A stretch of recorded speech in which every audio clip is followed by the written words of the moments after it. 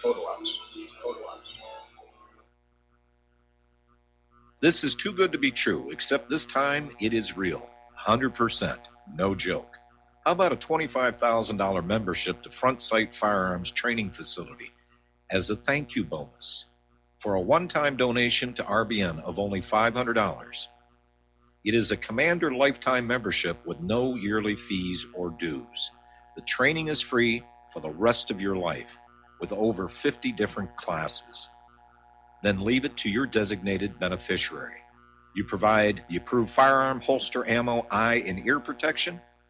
Many features and bonuses are included, more than you would ever expect or believe. This is the ultimate graduation present, wedding gift, etc., etc. See the details. Go to RBN's webpage and frontsight.com to make it happen. May 5th is the last day you will hear this offer on this radio network. Help keep RBN alive. Tell 5. This is RBN, the Republic Broadcasting Network.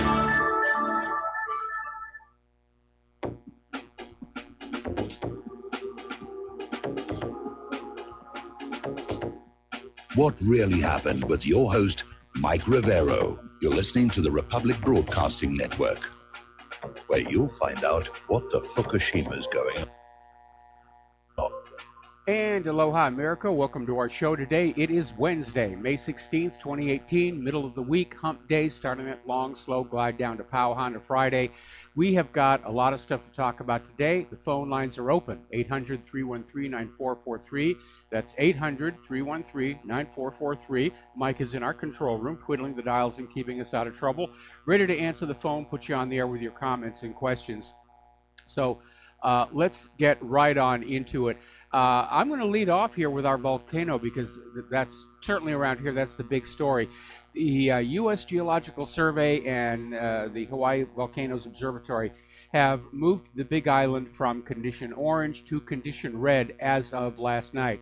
And Claire and I did a little shopping at Safeway yesterday. We walked on in, and there it was on the news rack, condition red, because things are getting really serious. Now, what the condition red means is they think that a massive explosive eruption is imminent, could happen at any time.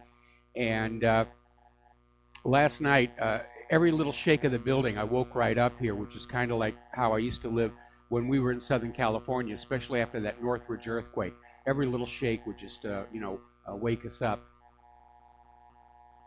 So we're very concerned about that. But apparently, the ash plume coming out of the Kilauea crater is now 12,000 feet high. And it's still not possible to see it from this island. I mean, if we drove over to Hawaii Kai on a really clear day, we can see the tips of Mauna Loa and Mauna Kea poking up over the horizon. Can't see most of the island because of the curvature of the earth, but those mountains are 14,000 feet high. But if this thing really lets go, it may be possible to actually see it from here, and in that case, I will definitely drive on over and get some pictures here. So we've had an ongoing eruption for 10 days. 2,000 residents have been evacuated. A lot of homes have been destroyed. Great concern that a lot of people in homes could be cut off as the lava is approaching the last road into the area. It's already basically closed off several of the roads into there. But if you look at a map of the roads into that part of the island, there's really only one main road down from Hilo into that part of the island, and it splits into a couple of roads. One of them is basically a dirt road that goes along that south shore, and that's the one that is about to be cut off here. But the U.S. Geological Survey is basically saying it's condition red, the highest level, indicating a major volcanic eruption is imminent. And so this is really very serious. This is the largest eruption in a very, very long time, and it looks like it is going to get worse. Madame Pelly's definitely having a bad day here. At this point, there is so much ash in the air that flights into Hilo and even Kailua Kona are being called off because you don't want to fly a jet aircraft through an ash cloud. Now, a lot of people, they think ash, they think what you have left over in your fireplace after you burn wood or newspapers. It's totally different. Volcanic ash is actually very tiny particles of glass, and you don't want to breathe it in because it will lacerate your lungs, and you don't want to get it into a jet engine because it will literally remelt in the heat of the engine and start to coat the turbine blades, and that'll throw the turbine off of balance, and you could have blades breaking off and a rotor burst. There have been incidents where planes have flown through ash clouds of volcanoes that have erupted just before they got there, and so there was no warning. It'll literally sandblast the paint off the front of the aircraft, all the leading edges. There was one case where a plane literally had the cockpit windows just sandblasted to the point where you couldn't see through them. And the pilot actually had to land the plane by looking out the side window and looking at the runway markers. So it is a very, very serious situation. Now, as I mentioned before, that volcano is one of Hawaii's big tourist attractions. And they're trying to keep the tourists out of there who really should know better. And it is a bit of a tragedy that when you're down there at Volcanoes National Park and you see the sawhorses set up with a rope and a little sign on it saying, don't go beyond this point, it's not there for decoration, because what's on the far side of that rope may look like the lava you're standing on now, but usually it's just a thin, cooled crust over an active lava flow. And every year we have about 12 people who will step across that rope to get a selfie or something, and they'll just plunge on through, and that's the last anybody ever sees of them. So it is a live volcano. And unfortunately, some entrepreneurs, opportunists, decided they were going to hold impromptu lava tours by putting tourists on their boats and basically sailing around the southern coast of the volcano so people could see the lava pouring into the ocean. And they did not have the appropriate permit, so they have been fined and stopped, because to get a permit you have to go through special training to know what is and is not safe to do around an active lava flow. So if you are on the Big Island right now, if you are a tourist, please play it very, very safe. If you really feel that you want to go see the active volcano, there are licensed and permitted tours that are in operation. There were helicopter tours. I imagine they're grounded by the ash right now as well. All right, we're going to do a shout out to our on-air affiliates who are just now rejoining the network.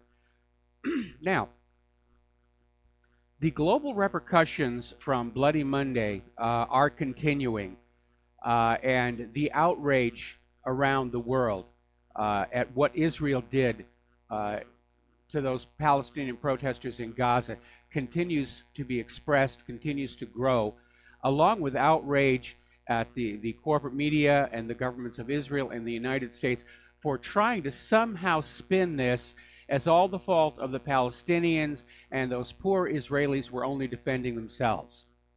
But there was an article that came out of Counterpunch. The headline says it all: kill and kill and kill. Because basically what you had on Bloody Monday, you had Israeli army snipers in fortified positions shooting and killing 58 Palestinians, including 6 children, and injuring almost 3,000 others. It was tear gas, incendiary devices dropped onto their camps. And at the same time, of course, you had champagne glasses at a glittering reception 50 miles away in Jerusalem. Jared Kushner and Ivanka Trump presiding over the opening of the new embassy there. And the juxtaposition of these two images has stuck in people's mind around the world as just how callous Israel and the U.S. government have been toward the Palestinian people all this time. Another article coming out of zcom.org. Gaza, grief, horror, outrage, remembering. This one is not going to go away. I remember when this started happening a few weeks ago, I equated what Israel was doing to the Palestinians with the Amritsar massacre, where British occupation forces fired into a crowd of Indian protesters and just killed a whole bunch of them. And historians look back on that as the turning point where British colonial rule over India began to fade, leading to Indian independence. It may be happening all over again, because Israel cannot sell the idea that this was somehow the fault of the Palestinian protesters and that Israel was just defending itself. This was an out-and-out massacre. And it wasn't gratuitous. It wasn't something that happened spontaneously. The snipers were sent down there deliberately, ahead of time, and put into their fortified positions. Netanyahu just wanted to erase Nakba Day. He wanted to make an example of the Palestinians in Gaza so that there would be no more Nakba days to cloud the holiday of Israeli independence. All right, we're going to take a phone call from Steve Elkins. Aloha, Steve. Welcome to the show. What's on your mind? Well, I had a call on the weekend for my show. The question was, they stated, the claim was made that Iran did not sign the nuclear non-proliferation agreement. So I went and did a little Google search today, not Google, but just search. And the only three countries I could see that did not sign it, of course, Israel didn't sign it, Pakistan didn't sign it, neither did India. So am I wrong, or has something not been updated? Because the claim was that Iran did not sign the agreement. Iran did sign the agreement. They ratified it through their legislature, just like the United States did. And in my images archive, I have this full-page ad that appeared, I think it was in the New York Times, where they had the Shah of Iran in full display there, just bragging about how Iran was moving to nuclear power and this was a good thing. Yeah. Okay, because I was told that they didn't sign the agreement, and I didn't find it, so unless I just skimmed over and missed it, so I was correct. Okay. Yeah, Iran did sign and Michael. ratify the Nuclear Non-Proliferation Treaty, so did the United States, and Iran has abided by it. The U.S. is in violation of the Non-Proliferation Treaty on 2 points. First of all, using the threat of military force to coerce Iran into surrendering their rights under the NNPT. And second, under the terms of the NNPT, the United States is obligated to go into Iran and help them build peaceful uses of nuclear technology, power plants, factories for medical isotopes, industrial destatting, whatever that they want. And if the United States had really been concerned that Iran was going to build a secret bomb factory under their power plant, like Israel has underneath the reactor at Dimona, then going on in and helping to pour the foundations and lay the piping and the wiring would have been an excellent way to make sure there wasn't a bomb factory down there. But the U.S. never complied with that part of the NNPT. They just want to scream nuclear weapons to open up the door for an eventual war against Iran. Opportunity to go in and help them build that system, and definitely keep an eye on the situation. But you're right; it's a good excuse now to cry wolf, use a little fear propaganda, and have no credibility and nothing substantial to back up their claim. I agree with that. Thank you. Appreciate All right, it. well, thanks an awful lot there. And in this post-Saddam's nuclear weapons world, most people no longer trust what the corporate media and the U.S. government are saying. And we seem to have reached a point where the government will put out an official lie, and they don't really care if we believe it or not. They'll just go ahead and act on it, like the recent false flag gas attack in Duma up in Syria. And they put out this story, and then they go in and send in the bombs, and they sit back and chuckle, what the heck are you going to do about it? All right, so getting on back here to the news, getting on back to Israel. Another article, this one came out of Electronic Intifada. The Israeli violence has been met with global condemnation, as well as it should. And down there in Gaza, they're holding the funerals for all the people who were killed. And yesterday, of course, 2 more protesters were killed during more of the protest marches along the fence. And Israel is still out there trying to claim that they acted in self-defense, but it's not working. And despite the lock of the Israel lobby in both the United States and Great Britain, we're now starting to see members of the U.S. Congress and members of Parliament stand up and condemn Israel for this horrific massacre in Gaza. And John Yarmouth, a Democratic House member from Kentucky, went on Facebook to say, "I'm deeply saddened by the horrific slaughter of at least 52 Palestinian protesters and injuries to thousands more by Israeli forces." No doubt this will spark claims that Israel has the right to defend itself, and it does, but this has nothing to do with defense. We are witnessing the use of unabated brutality and force against civilians to stifle civil unrest. America must expect and demand more from its close allies. And that's absolutely, absolutely true. Okay, we're going to take a couple more phone calls here. Dustin in New Jersey, aloha. Welcome to the show. What's on your mind? Look how far the wall was away. You know, the wall, like from Escape from New York type of wall, away from the people they're shooting. I mean, come on now. That's Palestinian territory, man. You know, like they're killing people on their own land, protesting on their own land. Like, how hard is that for people to figure out? Well, Israel's policy is that there is a buffer zone on the far side of the fence. And Israel has told the Palestinians, you may not come within so many feet of that fence. You can't come up to the fence, or it's considered incursion into Israel. That's their justification for it. No, Mike, they don't believe Palestinians have any land.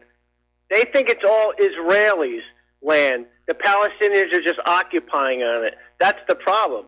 They think they own everything at this point. You know, I mean... Do you remember that video that came out a few years ago about that drunk Israeli settler who was just walking onto a Palestinian home site and saying, God gave this land to me. This is my land. This is my home. I should put that back up. Mike, there's a woman that was, she's like a, you know, Zionist, fascist, whatever you want to call it, but she said, like, you know, shoot pregnant women, this or that. She's in the government. They're not animals. These people are crazy. They're beyond being animals. They're just, I don't know what they are, Mike. They're just brainwashed or from birth, and I don't know. It's just like no word to describe what these people become. They become what the Nazis treated the Jews. They are the Nazis, Mike. They become them. You realize that? They become them. Well, this comes down from two sources. It is certainly the leadership of the government of Israel, but it's also literally in their religion. If you read the Talmud, much of this attitude toward non-Jews is actually part of their religion, including describing all non-Jews as cattle, and that they only exist to serve the Jewish people. Yeah, they think that if you're walking around, like if one of the Jewish people have a heart problem, they can take you off the street as cattle and take your heart out of you and put it in their Jewish brethren, and you'll just be there dead. That's what the Talmud believes. They're crazy. I mean, if people think I'm making that up, that's what these people believe. You know, you're not making it up. You're not making it up. I mean, when I was in my first marriage, and she was Ashkenazi, and she was telling me all this stuff from the Jewish faith, like the Ten Commandments only apply to fellow Jews and everybody else is fair game, that God wants the Jews to have everybody's money. And I honestly thought she was pulling my leg. I thought she was kidding me. And then ultimately I realized, yeah, this is what's really actually part of their religion. All right, man, I want to switch gears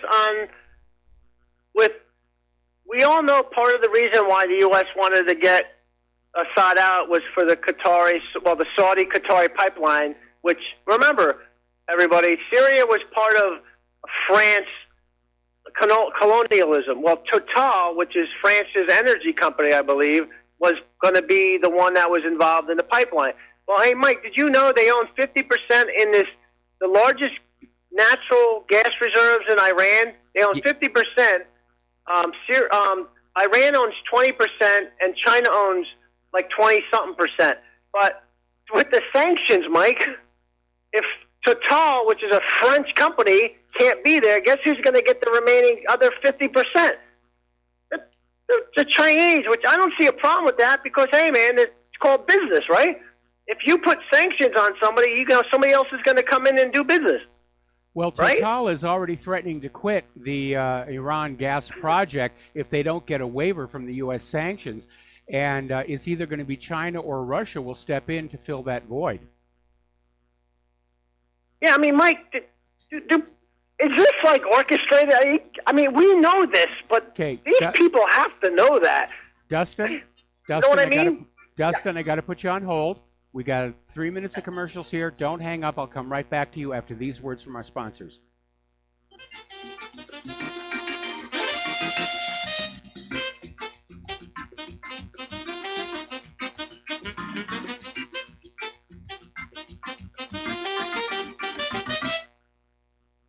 Corporate media dominates the American opinion. Finding independent voices that counter this avalanche is becoming increasingly difficult. With the endless corruption running rampant throughout our government, independent voices are needed more than ever to battle the offensive against our freedoms and liberties. As a listener of RBN, no one understands this concept better than you.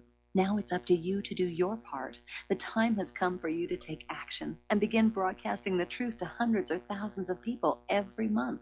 Sound impossible? Quite the contrary. With pointed slogans from LibertyStickers.com, you can reach countless sleeping Americans unaware that they live in a real-life wonderland. LibertyStickers.com has a huge inventory of political bumper stickers and messages that reflect the truth about our government, our politicians, and the future of America. With so many in stock, there's one perfect for you. Visit us today at LibertyStickers.com.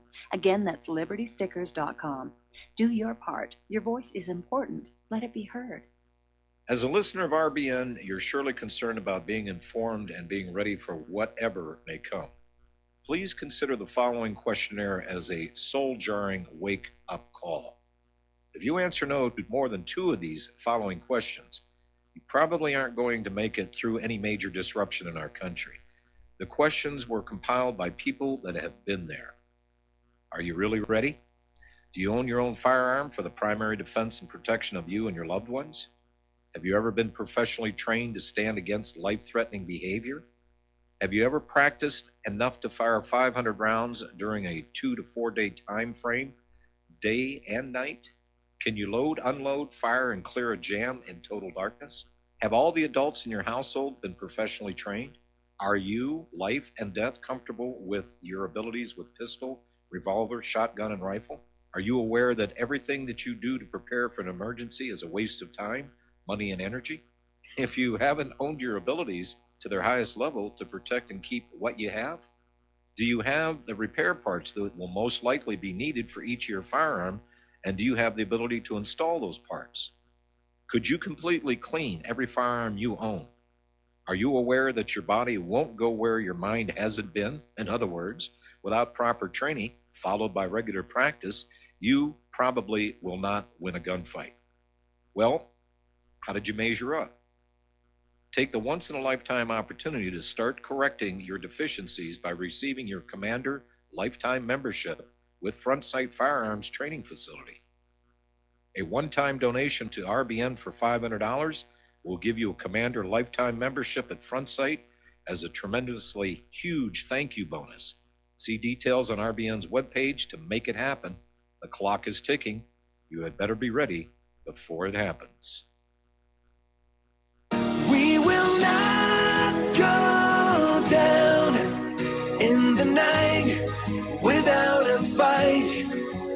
You can burn up our mosques and our homes and our schools, but our spirit will never die. We will not go down in Gaza tonight. And aloha, America. Welcome back to our show. We're talking with Dustin in New Jersey. And Dustin, if you would just pick up where you left off at the commercial break.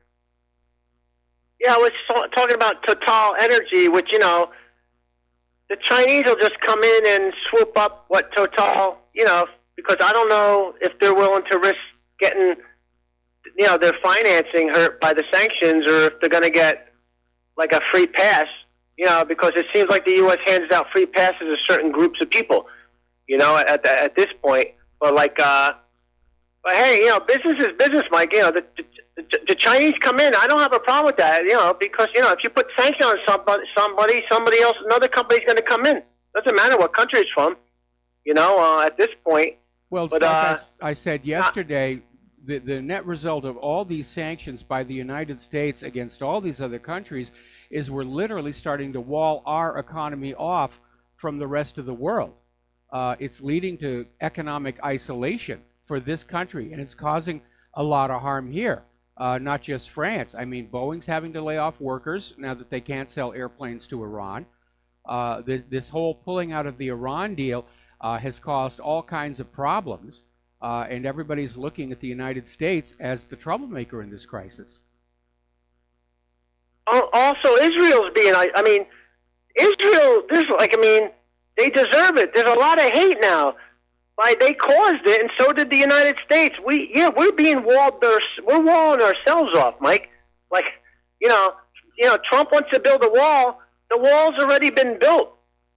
Economically, it's going on. You know, I mean, the world's a big place. It's a global economy. I'm not a globalist, but I mean, if you want to do fair trade, there's fair trade. But I mean, you're doing dirty tricks. We're doing dirty tricks. You know, we're the big king of dirty tricks with the financing and with Wall Street.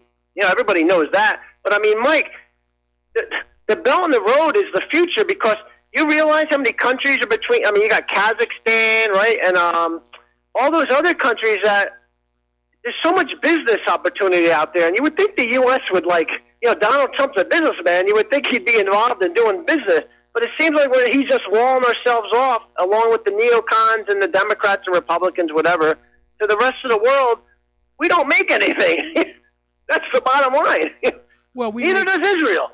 we make stuff. It's just not very good. I remember when I was a kid, when made in Japan meant the cheap, poorly made product, and made in America meant the very best that you could get. Today, it's reversed. We had that story the other day where one of the big car makers was saying that the cars that are being produced in their factories in Asia are of higher quality than the cars produced in the factories in Europe. Mike, I told some of my family members the world has been flipped. We are the new Soviet Union, and Russia, China, those are the free countries. We have more cameras in our country than Russia and China combined. That's why they got that place in Utah that has, like, all those hard drives. You know, they're there to, you know, keep tabs on you and to create, like, you know, what you buy and what you know. They got enough hard drives to, like, know every person in the world, like, what they're buying and keeping tabs on them. So, I mean, you know, that's what it's all about. Yeah, I think the world's been flipped, Mike. Like, we're not the good guys. You know, there's no such thing as a country being a good guy. It's good and bad governments. You know, a country's a piece of land. You know, it's the governments that are good and bad. I wouldn't even say governments are good or bad.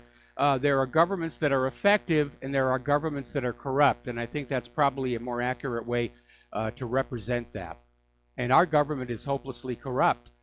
Worse than that, it's become paranoid. It's afraid of its own people. That's why they spy on us all the time. And it certainly fits the classical definition of being psychotic, in that they're making very reckless, snap decisions, and they have absolutely no empathy toward any other people around them. Well, psychotic is like decadence, right? Where they would just, like, have champagne while the person is starving to death on the street. You know, that's what I see.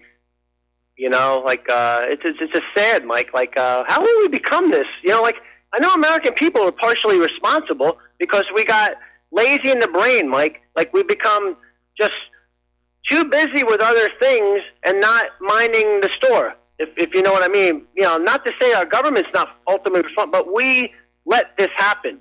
And I don't know if we can fix it at this point. Like you said, we need this thing to collapse. That's the safest route, is for it to collapse, because otherwise these people will take us to the brink, Mike. Well, I'll tell you what, next time you go to the supermarket and you're in that checkout line, look at the magazine racks, and you'll see why Americans weren't paying attention to the government. Because what passes for news on those newsstands is celebrity gossip, stuff that's recycled from decades ago, like Natalie Wood's murder. And you know, I remember when I was much younger, you'd go to those checkout line newsstands, and you'd find things like Scientific American and National Geographic, and you'd find serious publications there. Today, it's all tabloid and all garbage. They're all agog over the coming royal wedding, and that's why people think that's what they're supposed to be thinking about. Anyway, Dustin, I got to let you go. We got to take another break for commercials. We got a bunch of calls waiting on the line, and we will be right back.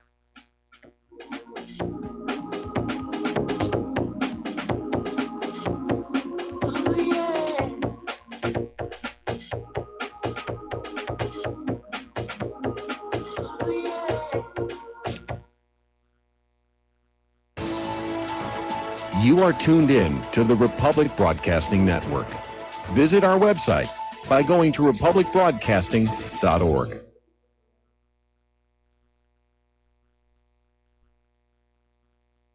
Homeowners, are you in foreclosure, expecting to be served with a foreclosure lawsuit, or suspect your lender has coerced you into an illegal mortgage transaction? A huge number of mortgages made in the last 10 years have legal issues and are possibly defective. State laws and the U.S. Supreme Court have upheld that defective mortgage documents are grounds for foreclosure defense and for counterclaims in favor of the homeowner. If your mortgage has been sold or assigned since closing the loan, it may be defective and you may be paying the wrong party, and the lender may not have standing or the right to foreclose or collect payments under the law. If you would like to know if your mortgage is legal or not, or know if you are paying the right party, we can help. Our initial consultations are free of charge. We are not attorneys. We are legal researchers and work closely with experienced lawyers who know how to help you find the evidence to help you keep your home. Call toll free 1-855-2-KEEP-IT. That's 1-855-2-KEEP-IT today. Hey, honey, I'm home. I grabbed a newspaper on the way home. Look at all the news today. Don't you know that all you're going to get in the newspaper is propaganda, twisted news, and false information? Honey, this is a national newspaper. It has to be true. Ha! For some reason, the majority of the population believe anything the mainstream media tells them. The newspaper doesn't give out the important attention of what's happening to this country and news that affects our daily lives. Say, does that newspaper mention anything about the North American Union? No, not that I can see. I didn't think so. You need to go to www.newswithviews.com, where truth is more important than political correctness. That's www.newswithviews.com. Hey, don't throw that away. We can use that in the birdcage. Okay, move over. Let me start reading newswithviews.com. The truth? Read all about it at newswithviews.com. Newswithviews.com, where reality shatters illusion. Without the right accessories, any guy can be off the mark. Whether you've invested thousands in your arsenal or you own a single trusted firearm, a visit to AROutfitting.com is in order. It's one of the finest online selections of tactical optics and AR parts and add-ons, like EOTech, quick target acquisition with no peripheral loss. Browse the full range of Nikon scopes and binoculars. AROutfitting.com can illuminate your world with Streamlight gun-mounted lights from keychain to large handhelds up to 1,100 lumens. Find some stability with Battenfield tactical bipods. AROutfitting.com has CMMG gun parts, barrels, assemblies, handguards, part kits, and more. Plus mag-full clips and magazines. I know I've got you excited, so take a breath. Head to AROutfitting.com. The site's super easy to navigate and features a ton of technical info, including links to manuals. We also welcome vendor and manufacturer inquiries. Remember, if you don't see it, we can get it at AROutfitting.com.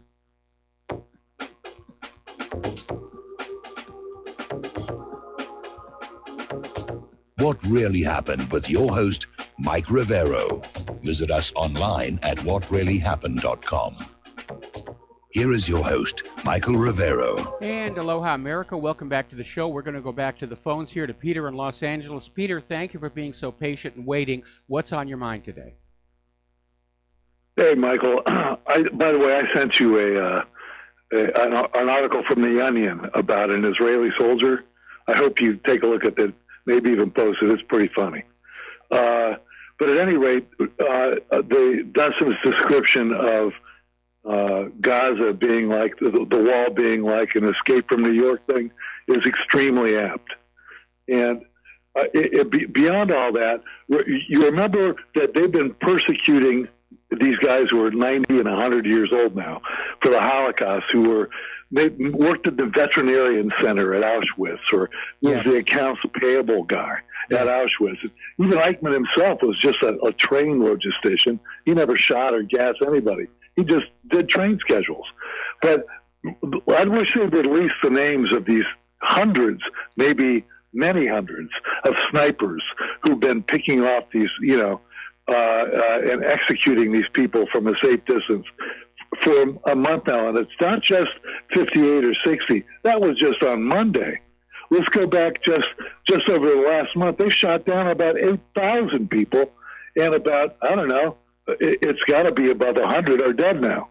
Yes. So it's not just Bloody Monday. That was just this week. But what gets me, Mike, is the headline after headline and image after image. The Israeli sniper dancing as he cripples or shoots somebody. Dancing like the Ralph Fiennes character in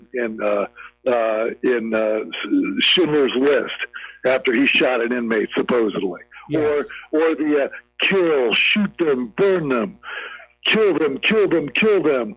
The people sitting up with their on their lawn chairs and with their barbecues, watching these slaughters going on. This is a societal thing. This is a sick racial superior, Jewish supremacist, Aryan chosen people. We can do whatever we want and screw everybody else. And you know what's worse? We can't even talk about it. They can't teach this in schools now in 26 states, or even talk about it on a college campus. Yes. Because they'll get fired. So you're absolutely right. That's the point I wanted to make. Yeah, you're absolutely right. And it is amazing for a people that claim to have suffered so much persecution for the last 2,000 years, for them to all of a sudden turn around and, just be such abusers and persecutors themselves. And maybe part of the mentality is, well, it was done to us, now it's our turn. But you have to remember what Gandhi said. An eye for an eye and a tooth for a tooth, and pretty soon everybody's blind and toothless. I submit to you that what we are watching in Gaza and the West Bank, and we're even watching it here, although obviously incrementally slower, because we already are having our speech curtailed. We're already having unfair amounts of money taken from us and given to them. But it would be what we're seeing in Gaza and the West Bank is exactly what would happen if they had enough power to do it to us. That's just what they believe. We're there to be shorn and sheeped and served. Serve them, the goyim, the cattle, to serve them. Even their chief rabbi says that. This is the chief rabbi. Yeah. They do make these outrageous statements from time to time that only reinforces, the stereotypes held by much of the world. And if you look back over that 2,000-year history of persecutions and expulsions of the Jewish people, it always comes down to the same cause. They refuse to integrate and blend in with the communities that have taken them in, and instead treat them as a target. They predate upon them and until the hostility builds to the breaking point. And they never look at that. They're always the victim. Hell, they're even the victim here in their own minds. But it's unbelievable, and I hope people are seeing this for what it is and enjoy talking about it now, because it's illegal to talk about it in some states, criminally illegal in South Carolina, and you can't get a government contract if you're a corporation or an individual that participates in the BDS, even in California or New York or Ohio or South Carolina or 26 other states. I mean, they are after our rights. They want to be able to shoot people down en masse whenever they want and blame the Palestinians they shot down and not have everybody talk about it. You're absolutely right. The government of Israel absolutely hates the Bill of Rights here in the United States. They want it to go away, especially that First Amendment, because they don't like the fact that people are talking about what the government of Israel has been doing. They don't want the criticism. This law that they passed in South Carolina equating criticism of the government of Israel with anti-Semitism, first of all, it's stupid. It's like saying that the only reason people ever complained about the Nazis is they hate the German people. But somebody needs to take that right up to the U.S. Supreme Court and get it challenged on First Amendment grounds.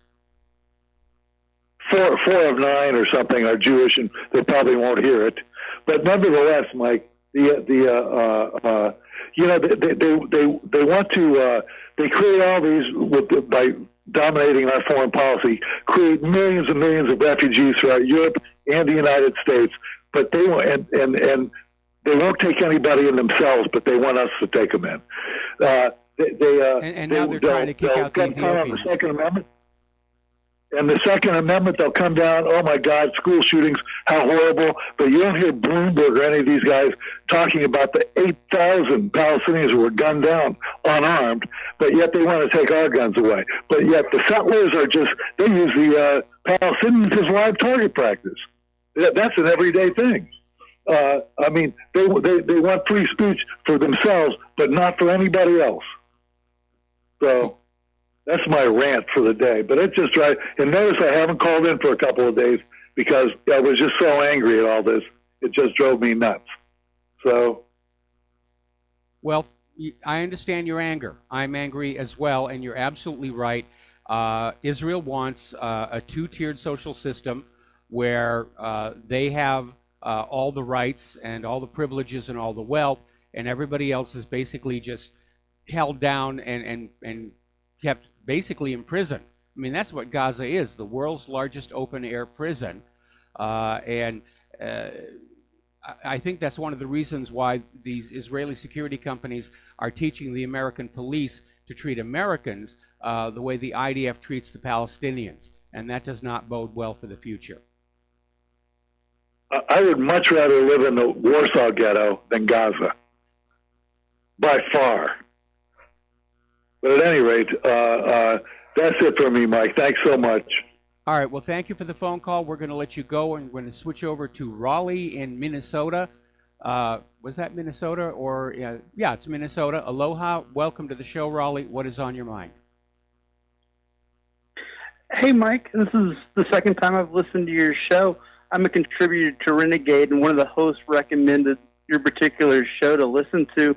But I'm calling in about the coin that's being minted in Israel right now.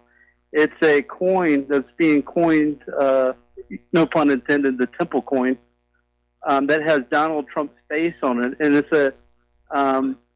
a coin being minted in celebration of 70 years of fulfillment, and it has a face of Donald Trump actually on the coin, as if he's a prophet or something. Yes. Alongside with King Cyrus. And King Cyrus brought the Jews back into Israel 2,500 years ago. And it's also a commemoration coin dedicated to the fact that even Donald Trump might even destroy the Dome of the Rock that's often mistaken for Al-Aqsa that resides right now on the Temple Mount, as part of their long-term strategies, and there's going to be more flags declared for victory in different territories inside of the Middle East. And, they got the coin ready for you to put in your back pocket for that. And also on it, it says 70 years of fulfillment, meaning talking about the 70 years of independence, more like the Blitzkrieg. It's more like the Nakba, the great atrocity that happened to the Palestinians when they were driven from their land.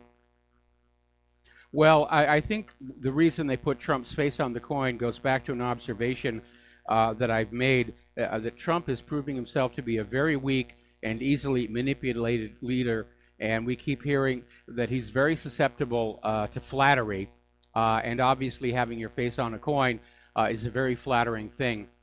And I think that's why they did it, because Israel's government is expecting more from the White House to support their agenda. And you're absolutely right. Israel wants to basically scrape all of the Islamic temples off of the Temple Mount to build the third temple there. Although technically they've already had 3 temples. When the Messiah didn't show up, they called the third temple just a remodeling of the second one. And the real joke is that Israeli archaeologists have said that the first temple wasn't actually built at that location. It was actually built on the next mountain over to the southeast. But you know, people get caught up in these beliefs and they become a focal point. There is this wonderful movie called Kingdom of Heaven. And in it, toward the end of the movie, when Balian is about to surrender Jerusalem to Salahuddin, Balian is saying, if you try and take the city by force, I'll tear it all down. Every rock, every stone, everything that drives men mad, I will destroy it. And Salahuddin says, I wonder if it would not be better if you did.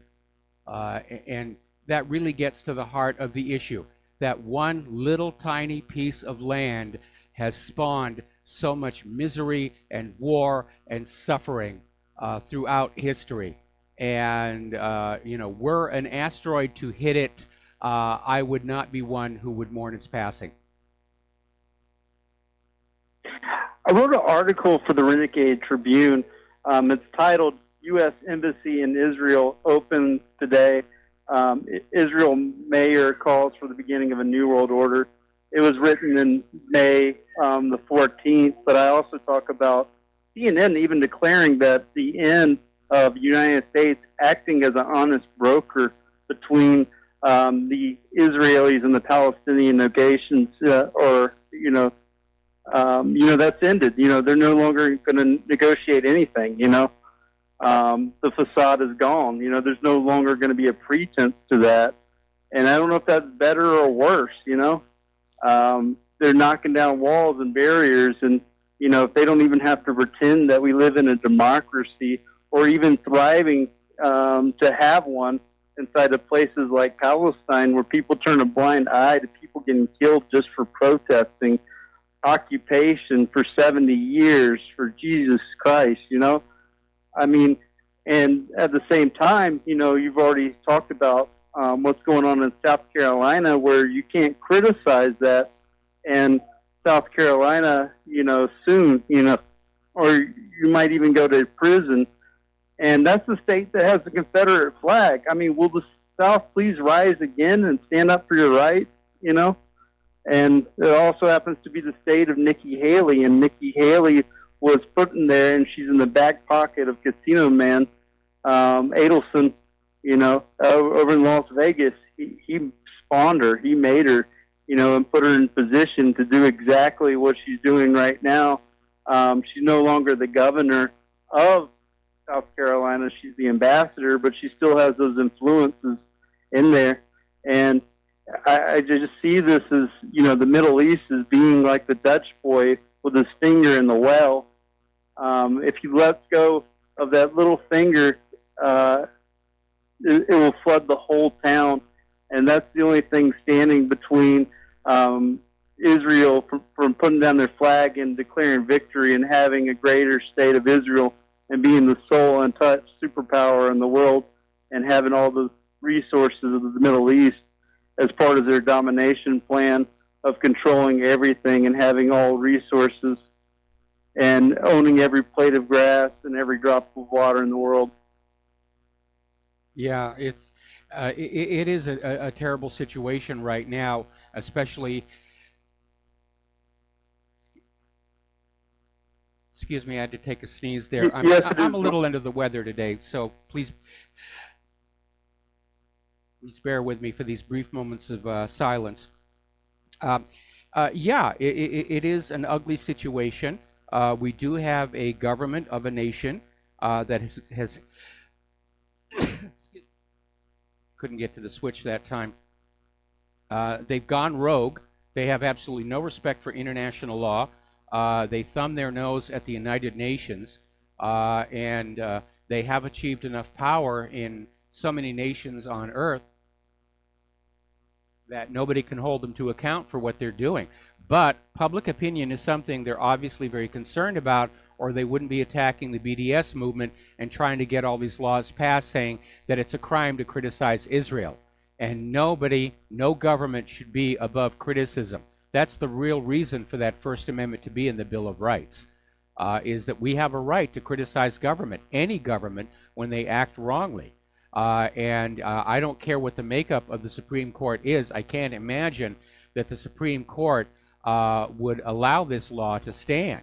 In any event, you have to go back to Marbury versus Madison, an earlier Supreme Court decision that basically said laws repugnant to the Constitution are automatically null and void. So, I mean, if South Carolina can get on out there and say it's a crime to criticize Israel, but it's an invalid law, and we are under no obligation to obey invalid and unconstitutional laws. That's exactly right, and we're at a point where boycotting, like refusing to buy a Johnson & Johnson product, or like refusing to buy Pampers for your children because what's going on in Israel could label you a terrorist. You know, it goes back to the first time I heard Anti-Defamation League. I actually thought that was a diaper brand as well. But they are full of crap for this one. You know, banning the idea of being able to criticize Israel, and it does not make you an anti-Semite. You know, no, it doesn't. Really that's part of the Israel propaganda. Raleigh, I got to let you go. We got to take another commercial break. We got a bunch of callers waiting very patiently. We will be right back.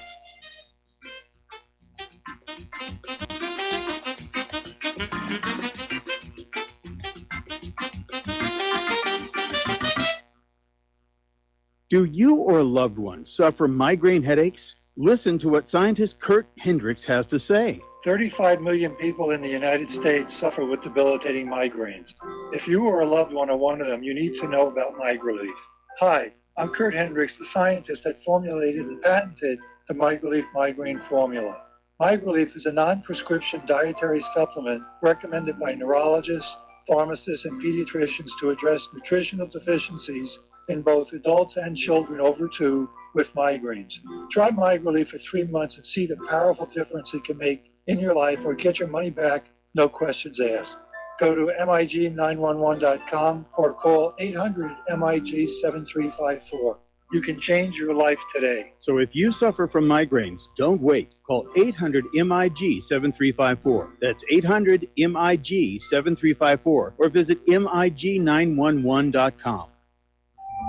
Did you know that neither the American Medical Association nor the American Bar Association were established to benefit the American people? Have you recognized that in our country, healthcare has little to do with health, and that our court system has nothing to do with justice? The priests of both medicine and law have been incentivized to implement a dark agenda on behalf of the Bilderbergers and their ilk. To protect ourselves and our progeny, we need to take a much closer look at how these two giant industries really work. Join me, Al Whitney, on In Defense of Humanity, Saturdays at 7 p.m. Central, as we expose the matrix and learn how not to consent to our own destruction. My name is Don Wiskin, and at 42 years old, I suffered a massive heart attack, lost 35% of my heart to damaged tissue, and was supposed to spend the rest of my life on disability. What did I do? I took Extendivite, a garlic and cayenne mix of 7 herbs which rebuilt my heart and gave me back my life. For over 17 years now, I have made this formula available to you, so you don't have to suffer the same thing I did.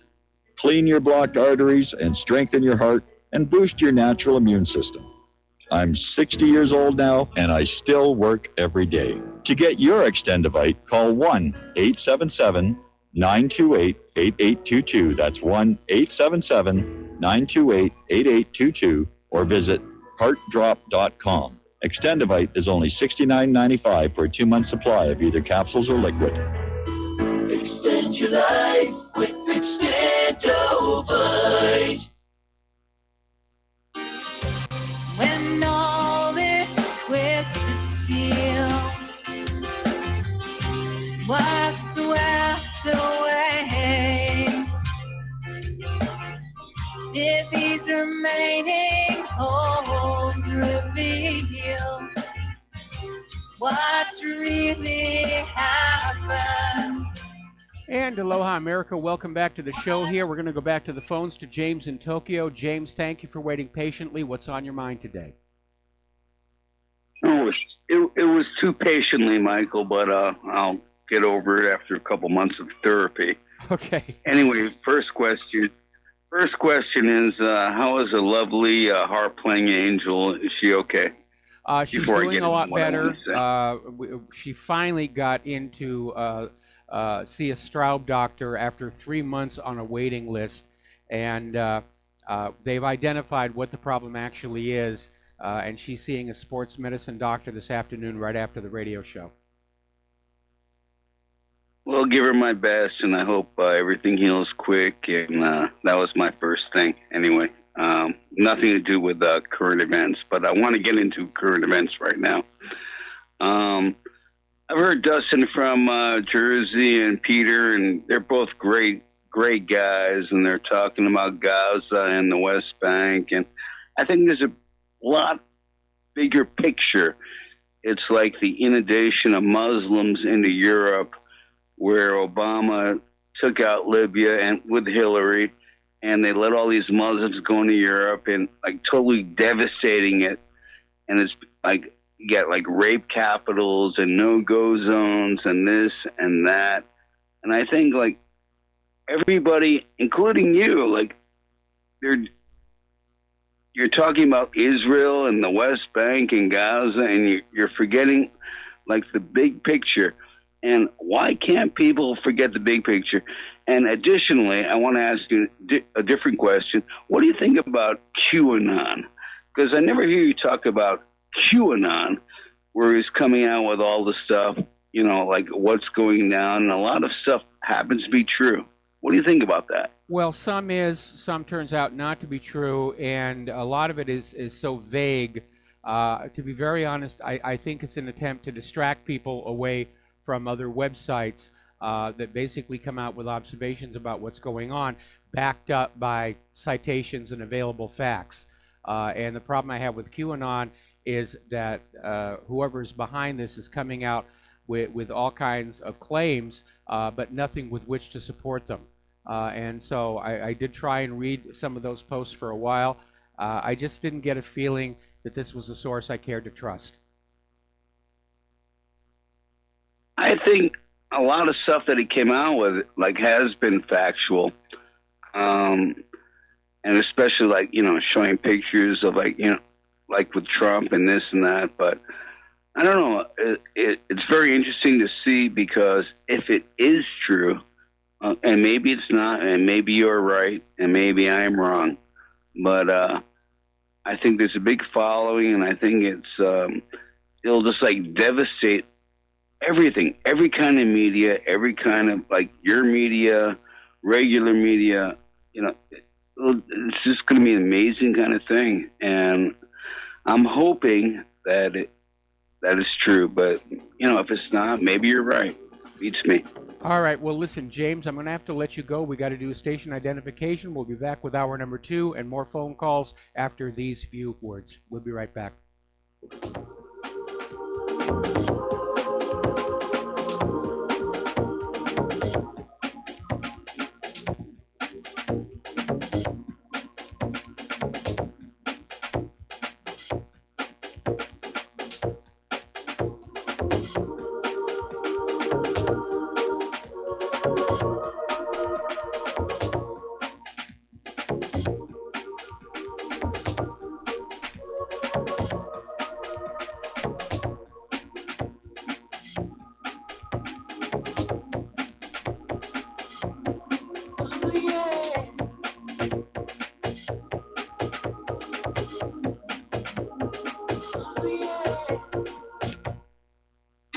Without the right accessories, any guy can be off the mark.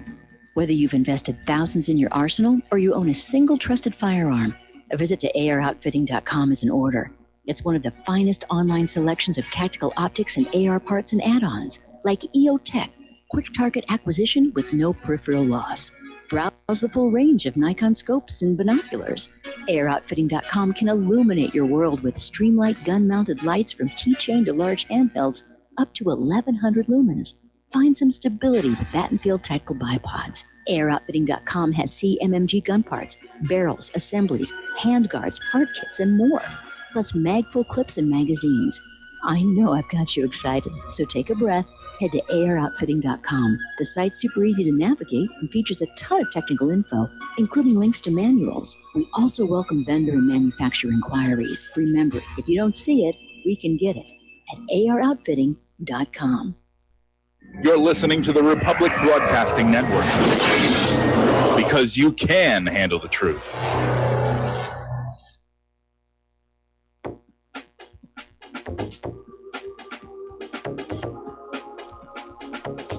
What really happened with your host, Mike Rivero, the history the government hopes you never learn.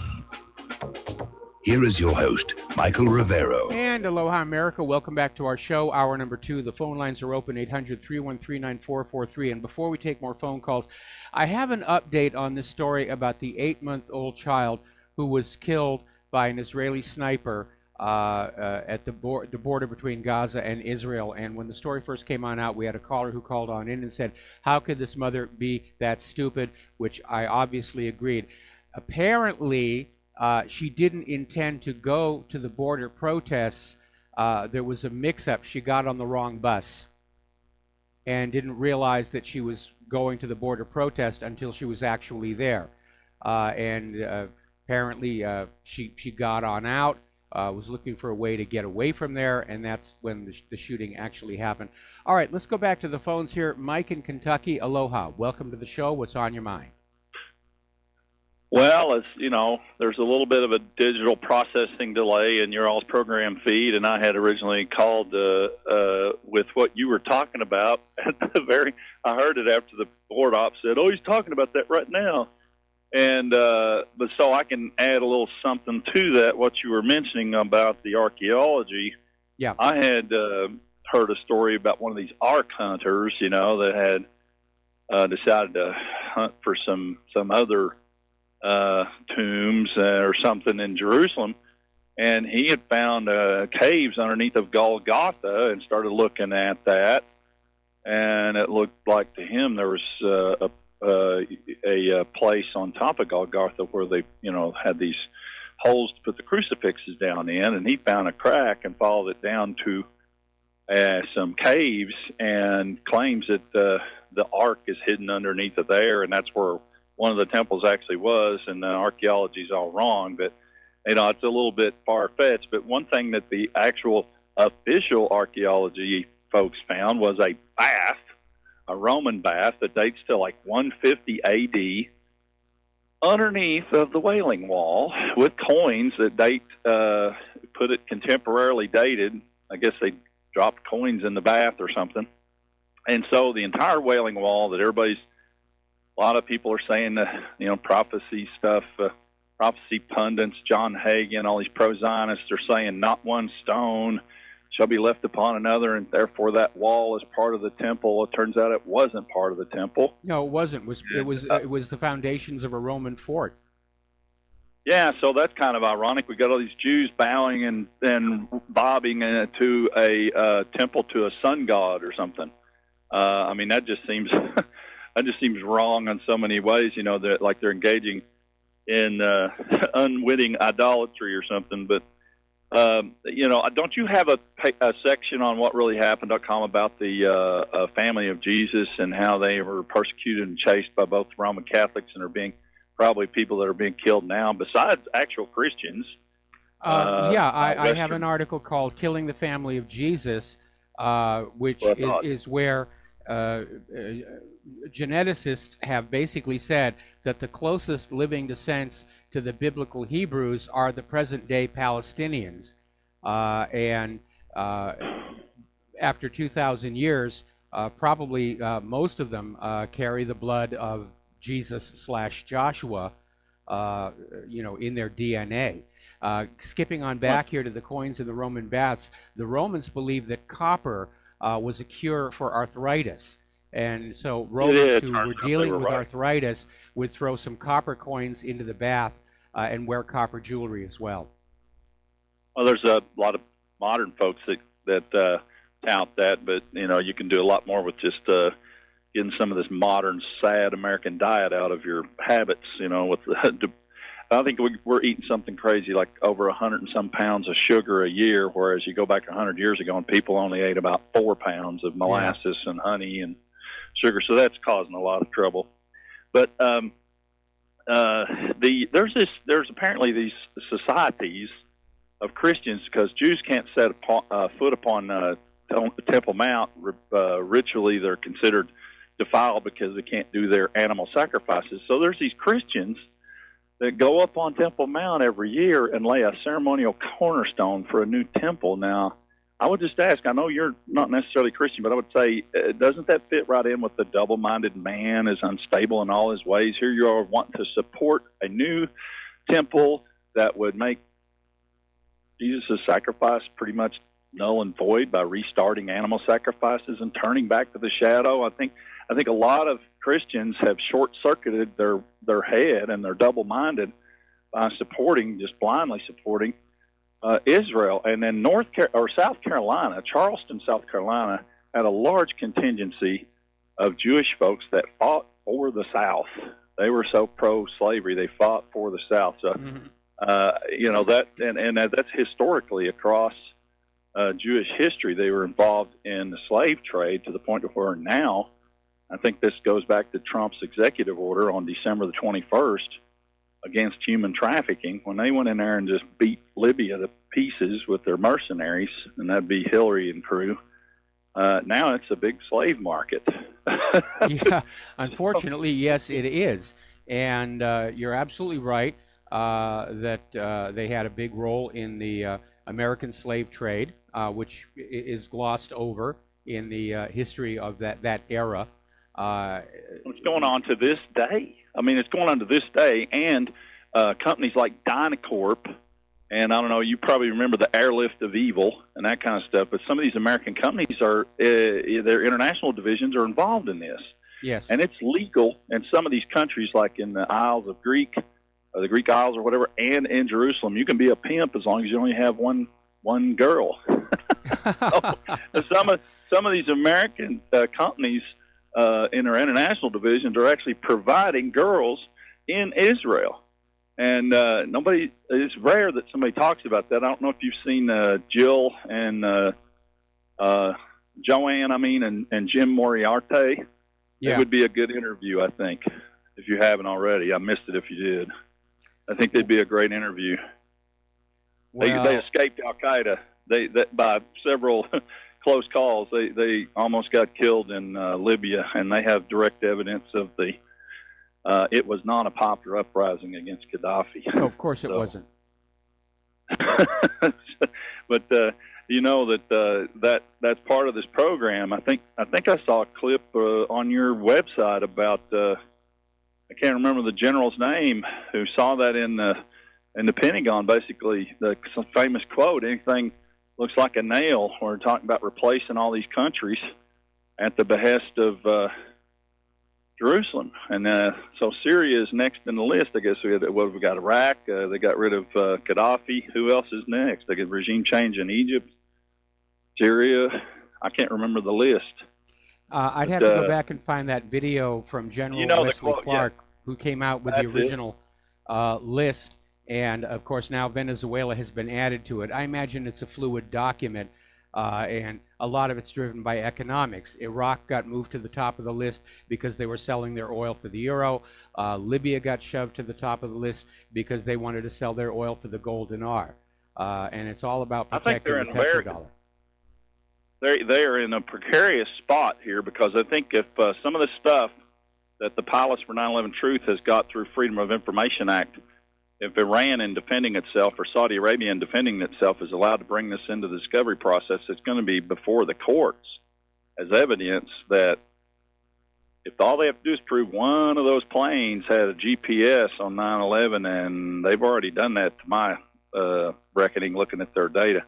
That planes manufactured in 1991 for commercial use were not allowed to have GPS, and yet one of them is showing GPS in a data field, and the data field was not able to be collated by American Airlines spreadsheets. They had to use a generic one from Boeing, and it shows a GPS is operational. This kind of stuff comes out in these trials for Iran defending itself. 6 million people may very well disappear in Israel.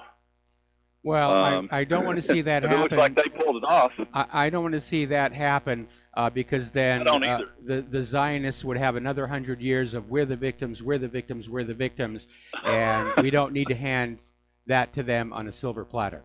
Okay? No, but somebody might. Somebody might. If it looks like the Unit 8200 or whatever, their elite hacking crew, technological Army division or whatever, if they were involved in this, Dov Zakhaim and that crew, if that comes out and with Iran and Saudi Arabia trying to defend themselves, if that comes out in court, I would not be surprised that it gets settled. These 800 families, reach some settlement without it going through discovery process and evidence that would point toward Israel. Well, here's the real issue, and it's one of the reasons why Trump pulled out of the Iran deal. There is something like $160 billion worth of Iranian assets frozen inside the United States. And because of the P5+1 deal, the U.S. was supposed to give that money back. They never did. And it looks like maybe they don't have it to give. And so now they're trying to carve off chunks of it with these rather ridiculous lawsuits. Yeah, that's nuts. I mean, all this time since September 11th, who has ever in the mainstream media claimed that Iran was part of the 9/11 pageant? Until the last few weeks, I'd never heard any connections to Iran. No, first they blamed Afghanistan and launched a war into there. Then they blamed Iraq and launched a war into that. And these days, anytime they're getting ready to invade another country, we can count on the corporate media to say they may have been involved in 9/11. So it'd be comical if it wasn't so sad. Yeah, it's a very, very serious situation. I'll let you go. All right, thanks an awful lot. We're going to do a shout out to our on-air affiliates who are just now rejoining the network. One more phone call here. Kevin in Pensacola, aloha. Welcome to the show. What's on your mind? Hey, Mike. Great to speak with you, and I hope that y'all are feeling all right with all this sulfur in the air over there. I wanted to sort of connect a few dots. Forgive me for being kind of fragmented. Netflix put on this new documentary about the 2003 bank robber who attached a bomb to a gentleman, had him rob a bank as part of a scavenger hunt. And it's really diabolical. It's really twisted, but I kind of view that like an analogy of certain false flags, and then you've got certain controlled opposition and alternative media who then lead us into the wrong direction. That brings me into Vegas. There are quite a few sites that are, obviously pointing towards conspiracy on behalf of the Mossad and Saudi Arabia in the Vegas shooting. What's your take on that? I would say that it's an attempt to lay a false trail away because so many people think that the Vegas shooting was a gun grabber false flag. And I think one of the reasons why the independent media is under attack right now is because every time the corporate media and the government come out with a lie, we take it apart. We find all the problems with it. We find the inconsistencies. We find the contradictory information. Following the assassination of John F. Kennedy, it took something like 30 years before half of America understood the Warren Report was a cover-up. These days, in the age of the internet, the lifespan of a government lie can be clocked with an egg timer. Do you think Mossad had their hands in it? I don't think so. I think this was basically another staged mass shooting to push for a ban on sporting rifles. Okay, I definitely see that as well. On a separate note, Pensacola is next to Eglin, next to Colbert. Yes. Very big Air Force bases. And, we're used to bombs being dropped. But I tell you what, they have been going crazy lately, getting very prepared. And I really hope I don't put them in any harm's way or anything. But my father works with Lockheed, and he's in Tel Aviv at the moment. And they're setting up training for the F-35 over there. Mm-hmm. And, it's amazing. They know it's not really the best aircraft. It's kind of like during the Civil War and many other wars, how they, it's like they try to even the playing field a little bit. We can't make one side too much better than the other so that the war is not over too soon. Yeah, that's what the military-industrial complex wants. They want permanent, perpetual war because that's permanent, perpetual money. When peace is declared, the defense contractors all cry. Absolutely, because war is the health of the state, right? War is the health of the war business. It's not the health of the state. Look around you. We're living in a wartime economy. They don't want to admit it, but go on out, walk around your town, try and see it as a tourist would for the first time. Look at the cracks in the pavement, the corroded metal, the retail vacancies, the hungry and the homeless. These wars are not good for the ordinary American people. They're only good for the military-industrial complex. And Eisenhower did warn us about this. He did, and I got into a heated debate yesterday on social media, and it was my farewell address. I told them, the dumbest thing anybody could do right now is to join the military. And, of course, I had some veterans agree with me. But for the most part, everybody just sticks to it. Well, how dare you say that? I had somebody who knew somebody who did something and died one time and yada, yada, yada. And you just cannot get past the programming unless you do it one person at a time, right? Well, don't forget. You do a fantastic job of articulating it. Don't forget, a lot of those people who are on social media are paid to be there to push the propaganda, and they're out there to just push the war agenda, push the American agenda, push the Israel agenda, and they're actually paid to do it. This is a service that most public relations companies will actually offer. You can go to their websites and they'll say, for a fee, we will load up social media with some of our operatives who will basically push your agenda while pretending to be ordinary people. And it's called grassroots lobbying. It is legal, and unfortunately, unlike lobbyists approaching members of the government, these lobbyists talking to ordinary people are not required to identify themselves as lobbyists. Hey, that gives me an idea. Maybe we should start hiring them as well. No, I'm just kidding. Yeah, it's an AstroTurf movement. Yeah, the sad thing is these are people that I've grown up with in a military town, of course. So most of them have family that have been in the military. But just the level of well, if you've got nothing to hide, you've done nothing wrong. Just people constantly reciting known Nazi propaganda. Like, you have no idea what you're saying, why you're defending it, but it's just emotional impulse. That's all it is, just emotional impulse. Well, it's part emotions, and it's also partly people wanting to reassure themselves that they're informed enough where they can express an opinion, but they haven't gone through the work of actually informing themselves about what's really going on. They hear it on TV, they see it on a headline, and they say, I'm up to date, I know what's going on, and they'll thrust themselves into a conversation. And it's intellectually lazy, and it's self-deceptive as well. But yeah, that's another part of the problem of trying to get out there in social media and have a meaningful discussion. You're absolutely right. I think the best thing to do is for everybody to just form email lists and just try to expand your email list. One thing before I go, is that you singing on that song that's the preamble? No, it isn't. It isn't. Oh, okay. No, I don't sing on this show. Like okay. I sing in Claire's choir, but I don't sing on this show. All right. Well, cool. I do like your bumper music as well, and I do appreciate y'all. I donated $20 yesterday, and I'm going to keep it up. So thank you so much for what you do, sir. Well, thank you for the donation, and thank you for the phone call. We're going to let you go. All right, the phone lines are now empty and getting on back to Israel. Apparently, there's an organization calling itself Labor Friends of Israel, and it's basically over there, coming on out, like so many others, trying to put a positive face on what happened between Israel and Gaza on Bloody Monday. More about this when we come back from these commercials.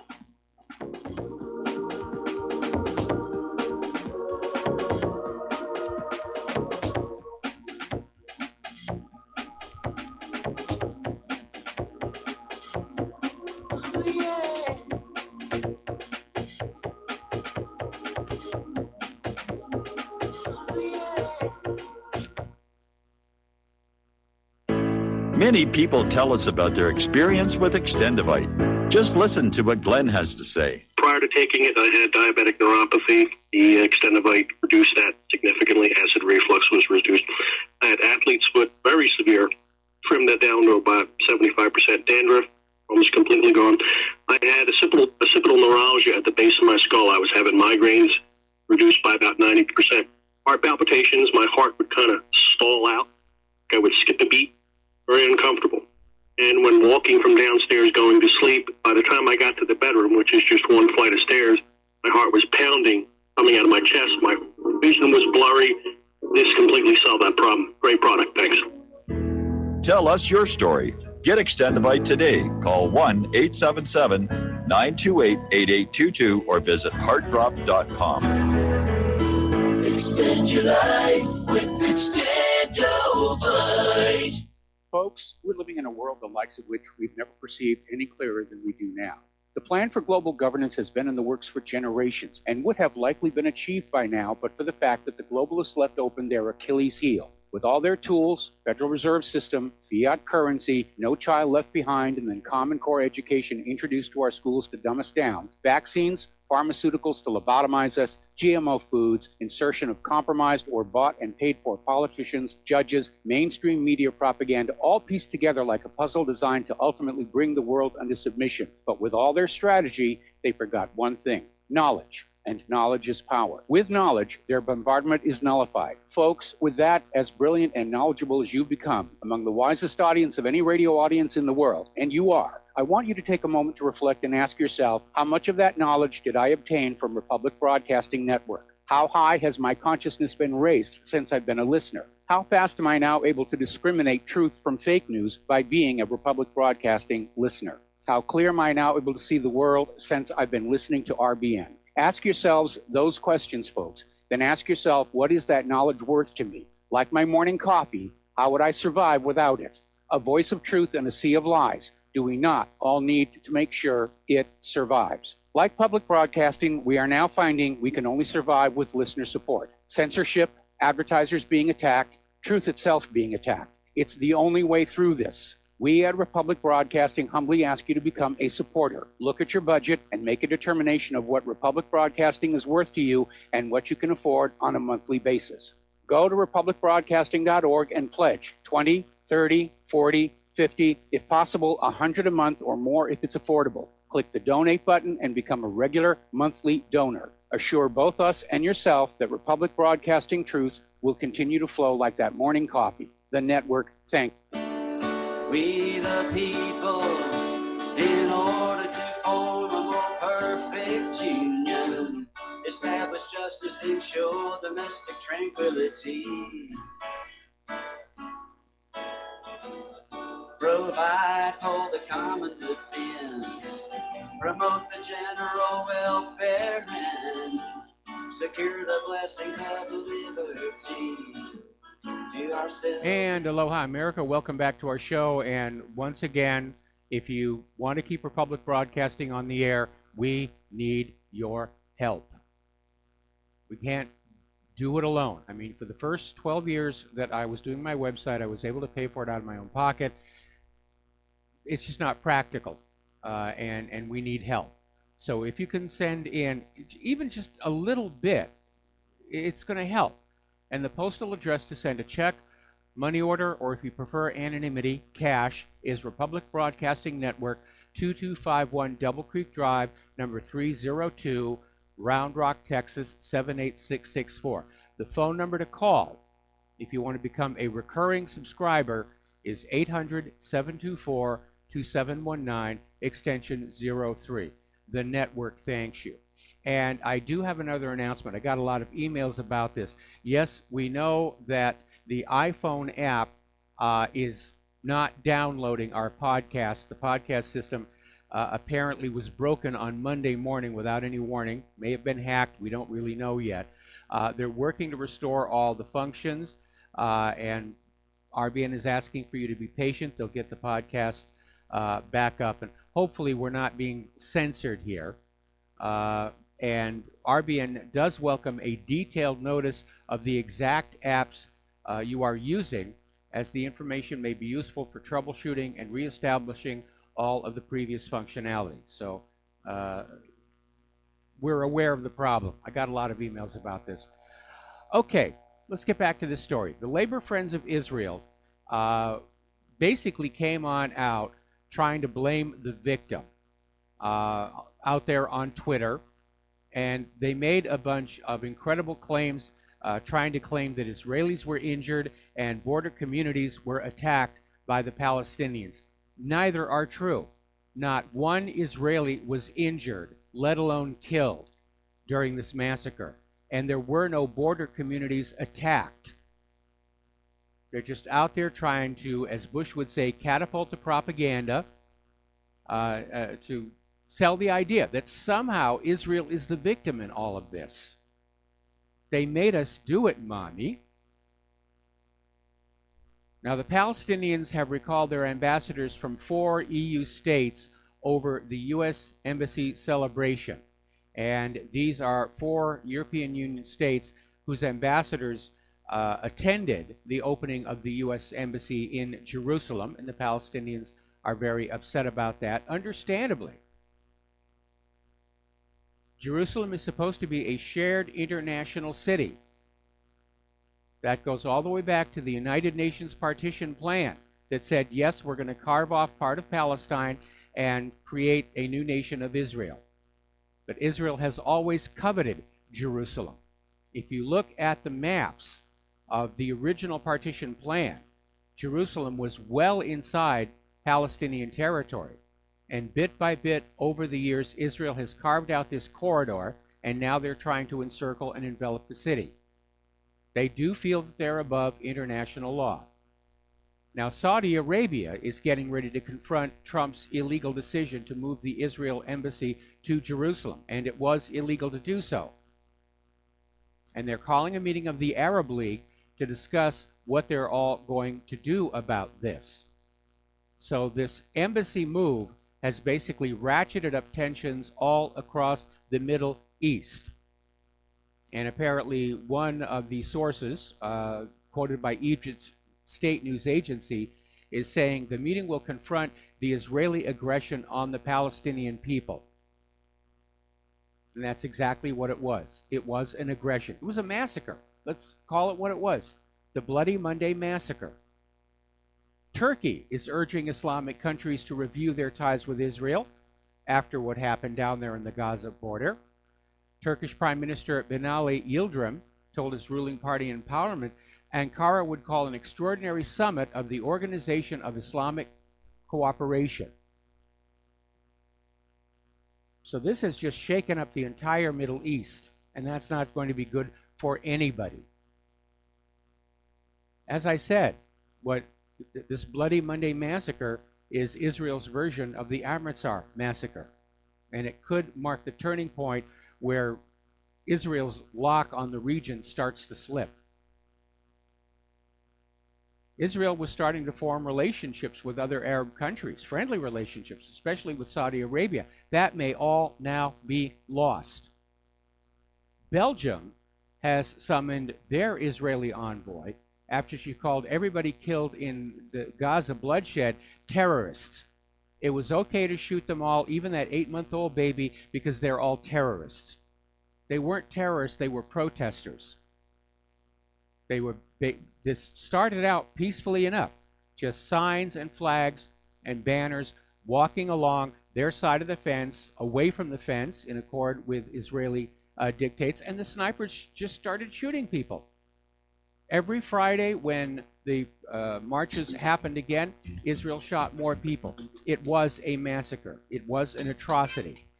There's no other way to describe it. We'll be right back.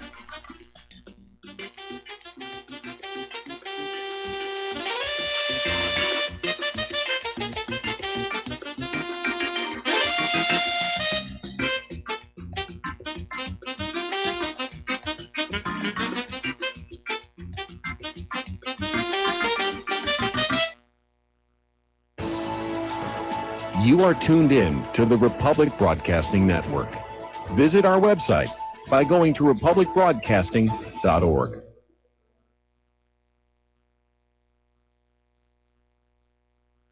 Homeowners, if your lender has gone out of business or sold your transaction to another lender or servicer, you may be the victim of a wrongful foreclosure, resulting in the loss of your home. If you've already lost your home, are in foreclosure, or even in good standing, you can challenge the mortgage transaction's illegal issue, and your property can be restored to you, and your foreclosure can be stopped or reversed, and the mortgage transaction declared unenforceable. State laws, U.S. title codes, the Uniform Commercial Codes, and U.S. Supreme Court rulings have upheld that defective mortgage documentations can reverse or stop foreclosures and enforce property title claims in favor of the homeowner.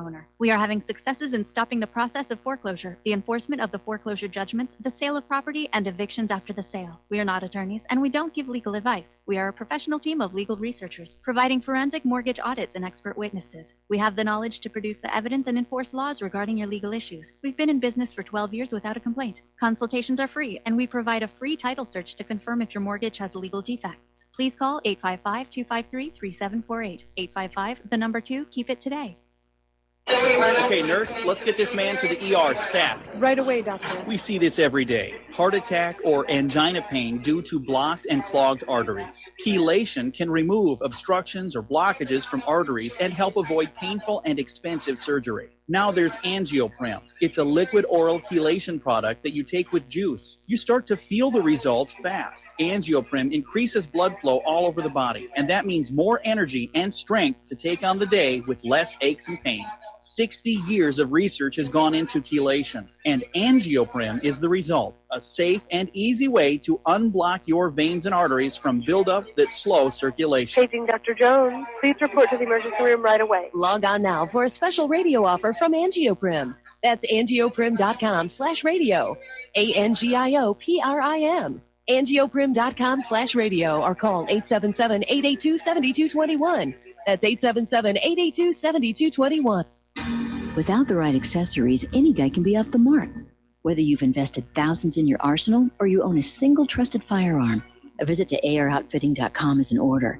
It's one of the finest online selections of tactical optics and AR parts and add-ons, like EOTech, quick target acquisition with no peripheral loss. Browse the full range of Nikon scopes and binoculars. AROutfitting.com can illuminate your world with Streamlight gun-mounted lights from keychain to large handhelds up to 1,100 lumens. Find some stability with Battenfield tactical bipods. AirOutfitting.com has CMMG gun parts, barrels, assemblies, handguards, part kits, and more, plus mag-full clips and magazines. I know I've got you excited, so take a breath. Head to AirOutfitting.com. The site's super easy to navigate and features a ton of technical info, including links to manuals. We also welcome vendor and manufacturer inquiries. Remember, if you don't see it, we can get it at AROutfitting.com.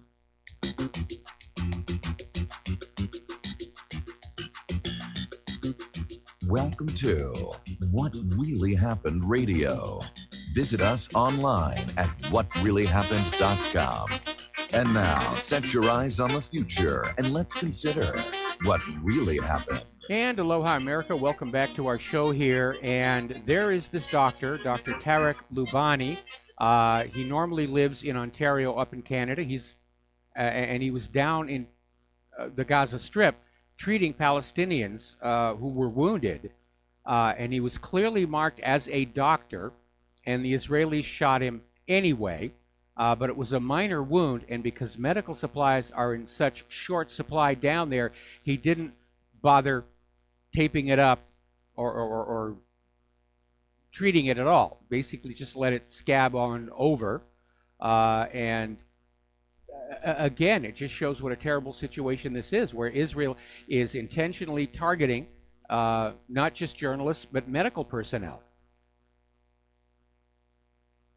Now, I imagine down in South Carolina, those legislators who just passed that law equating criticism of Israel's government with anti-Semitism are probably squirming in their seats right about now, or at least I would hope they would have enough of a moral conscience to be squirming in their seats right now, because they had just passed that law, and then we have this Bloody Monday massacre. And I imagine there's probably, or there should be, a lot of people in South Carolina calling up their legislators and saying, look, you can't say that criticizing Israel for what they just did in Gaza is anti-Semitism. We're criticizing the actions of a government. Anti-Semitism is hating Semites just because they're Semites. This is a just criticism. We're talking about the behavior of the government of Israel. We're talking about actions. This has nothing to do with their religion, has nothing to do with their ethnicity. It is the brutality that we are criticizing. And you cannot criminalize that. That goes against that First Amendment. Okay, we're going to take another phone call from John in Phoenix. Aloha, John. Welcome to the show. What's on your mind? Hi, I want to play psychologist. There's a psychiatrist. There's this chiropractor by the name of Mark Miller, MMLLAR. He's in town here in Mesa, and he gives out this medicine called lithium orotate, and it's a low dose form of lithium. It's got a delivery system in it, and it works on deficiencies.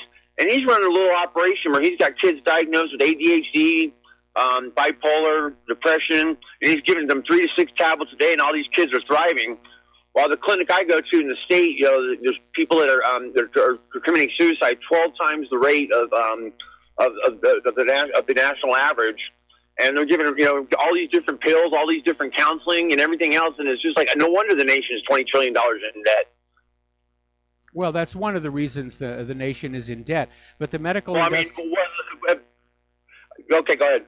No, I was going to say, medicine has become just another money-making racket, and that goes all the way back to Richard Nixon, who signed the Health Maintenance Organization Act, which basically turned medical care into basically a health factory, a McDonald's of medicine, if you will. And doctors these days coming out of medical school, they're literally taught prescribe, prescribe, prescribe, sell treatment, sell treatment, sell treatment. One doctor I know basically said that when hospitals rate doctors in deciding whether to keep them on or not, it's how much revenue they generate that they look at first, not what their cure rate is, not whether they've had complaints from patients. It's all about, again, the money. Yeah, I've been waiting for counseling, and the last few times I've been in my clinic, they've called me in. They've had somebody sit me down, and they got a piece of paper in their hands with my address and my phone number, verifying all that, asking me all these questions like, do you have mental illness in your family? And it's the same thing, and they're just sitting there filing this paperwork, not even doing anything while I'm sitting here waiting for counseling. Yeah, it's a horrible system. I mean, Claire had to wait 3 whole months to get an appointment with a doctor at the Straub, and finally got to see the doctor. Apparently, Claire likes the doctor, and finally got somebody to really look at what was going on with Claire's back, because we had gone to no less than 3 chiropractors, all of whom missed that her L5 was seriously out of place. In fact, I was the one who spotted it, because I was in the room for the 3rd chiropractor, and I said, that can't be right. And the chiropractor said, oh, yeah, that should go back on in.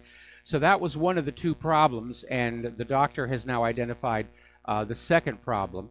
And like I said earlier in the show, I'm taking Claire to see the sports medicine doctor right after the radio show today.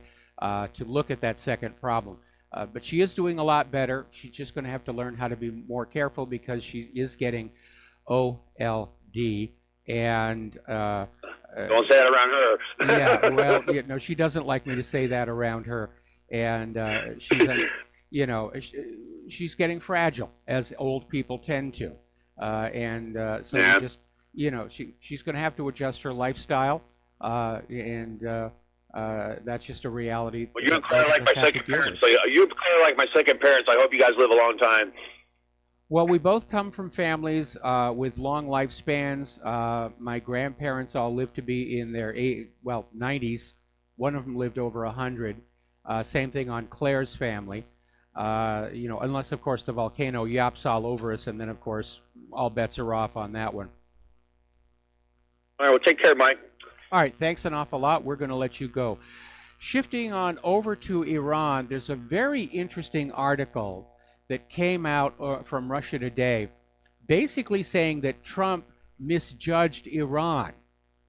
And apparently what this analysis is saying is that Trump was counting on Iran to simply withdraw from the nuclear deal once the U.S. pulled out, which would open the door for an Iranian invasion. But instead, Iran has gone the other way.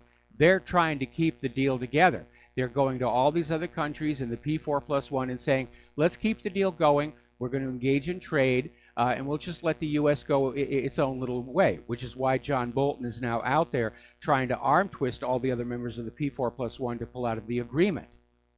This is all about opening the way for an invasion of Iran because, gosh darn it, Iran is selling their oil for currencies other than dollars. They refuse to allow a private central bank in there, and they're a regional political threat to almighty Israel. So we've got to have a war. We just need a good excuse to do that. But I agree with the analysis in this article. I do think that Trump did misjudge what Iran's reaction was going to be. All right, we're going to take another phone call here. Jim in Chicago. Aloha. Welcome to the show. What's on your mind? Hello, Michael. Yesterday in Chicago, there were several hundred people demonstrating against the massacre in Israel at the Israeli consulate. And let me tell you, every news outlet did cover it, which I was very happy to hear. One of the complaints that the demonstrators did mention, they wanted to know, where are their liberal Democratic leaders? They said they are very silent regarding what happened, and they were including the senators, representatives, and other politicians. They were saying, how come you guys aren't out there speaking against what happened on Monday? So, again, I'm very happy that the news media was out there. Well, that is a valid point here because, the liberals are always out there complaining about everything, racism, abortion, bathrooms that say male and female only. But when it comes to Israel, yeah, they just clam right on up. Well, do you think you're being either blackmailed or else they're told you're not going to get reelected if you don't, if you say something? Oh, well, that's definitely true of our elected officials. I mean, anybody who speaks out against Israel gets the old heave-ho. Just ask Cynthia McKinney sometime. Right. And finally, it appears that the lady who's in charge of the CIA will be confirmed either this week or next week. Now, isn't it kind of ironic, what's going on in Israel? Now we put a lady in there who believes in torture? Yeah, I mean, I find that very, very alarming, and I find it very alarming that she refused to say torture is immoral. It's a bad sign, the direction this country is going. We're turning into the Fourth Reich here. Use of torture, concentration camps, starting wars based on lies and deceptions, and just spreading across the globe. Right. Well, Michael, I'm going to let you go. You take care. All right. Thanks an awful lot. Thank you for the phone call. Getting on back to the news here.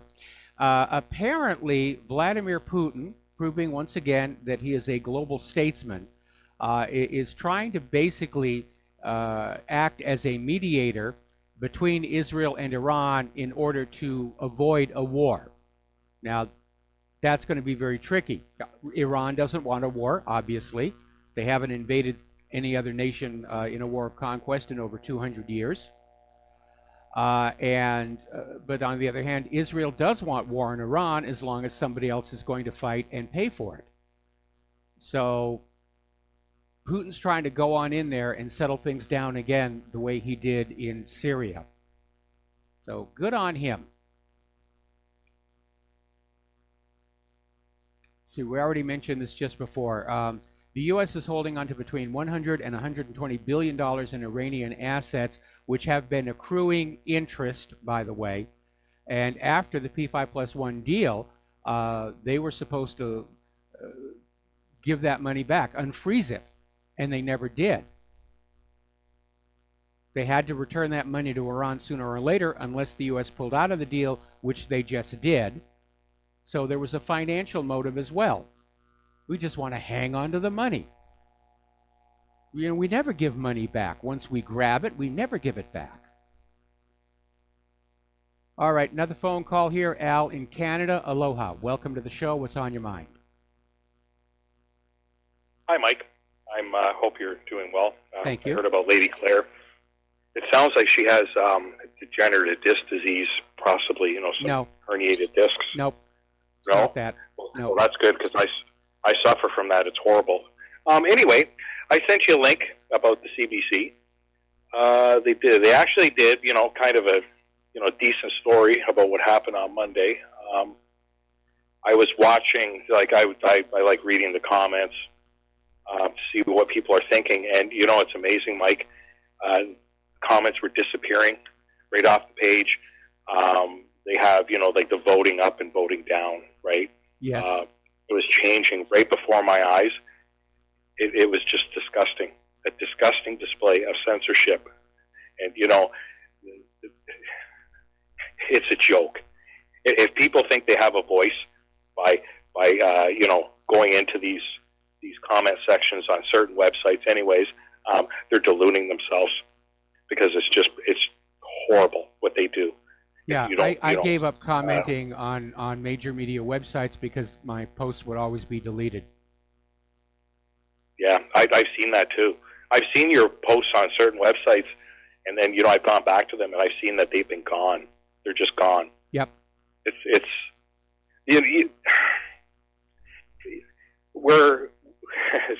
this is a joke.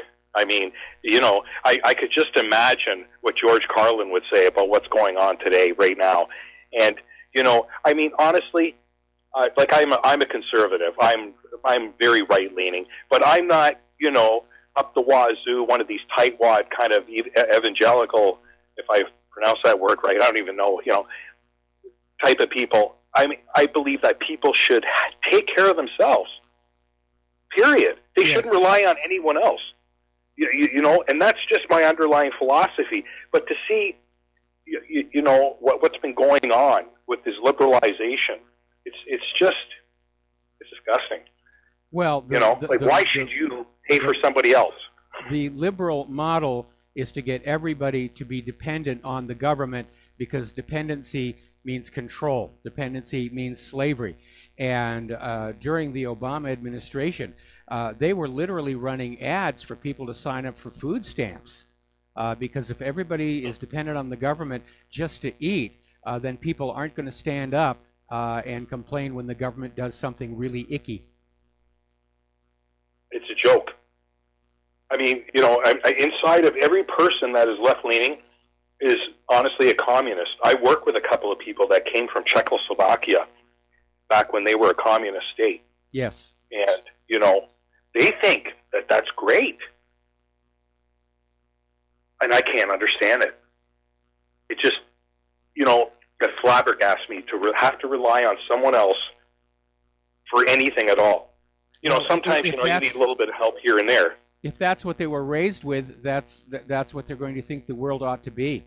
And again, this goes back to what I was saying about, grabbing kids when they're very young, too young to know that the big people are full of it, and you indoctrinate them with certain beliefs around which their personality will evolve.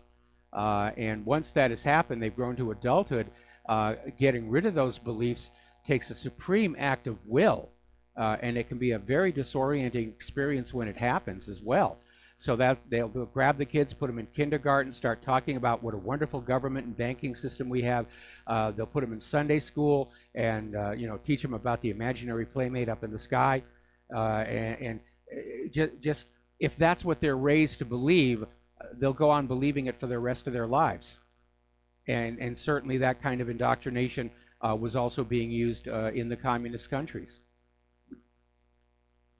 Yeah, and there's that religion thing again too. Those chains that people build in their own heads, yes, the way the world works around them. It's just amazing. Thanks a lot for your time, Mike. I appreciate it. All right, thanks. We're going to switch to Don in Iowa. Don, aloha. Welcome to the show. What's on your mind? Hello, Mike. I see you here on YouTube that you did a segment with Richie Allen, right? Yes. Correct? Yes. Richie Allen, he's pretty funny. I listened to him the other day, and he said the mainstream media could not find they could not find an elephant with diarrhea in a snowstorm. Boy, that's very colorful imagery right there. Yeah, he's a funny guy, but then he gets serious too. But somebody said, I think your caller said that none of the liberals are saying anything about Gaza, people getting killed in Gaza. I think Bernie made a statement. Bernie Sanders made a statement about it. I heard he did. Anyway. Yeah, he did, but he basically sort of couched it as, the blame was equally shared. And I lost a lot of respect for Bernie Sanders at that point. Well, he's trying to, I guess he's probably, maybe he's going to run again, and he's trying to position himself a little bit to the more peaceful compared to Trump, maybe is what he's thinking. Well, but I don't know. I think he probably would have been a better president as far as war. He wouldn't have. If he had won the primary, if Hillary's people hadn't stolen the primary, I probably would have supported Bernie Sanders over Trump. Anyway, Don, got to let you go. Got to do a commercial break, and we'll be back with another phone call after these few words.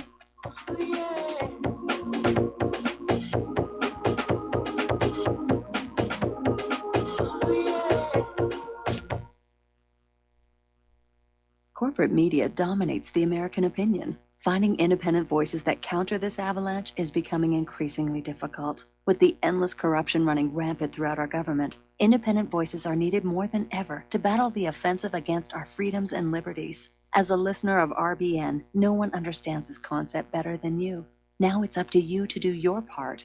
The time has come for you to take action and begin broadcasting the truth to hundreds or thousands of people every month. Sound impossible? Quite the contrary. With pointed slogans from LibertyStickers.com, you can reach countless sleeping Americans unaware that they live in a real-life wonderland. LibertyStickers.com has a huge inventory of political bumper stickers and messages that reflect the truth about our government, our politicians, and the future of America. With so many in stock, there's one perfect for you. Visit us today at LibertyStickers.com.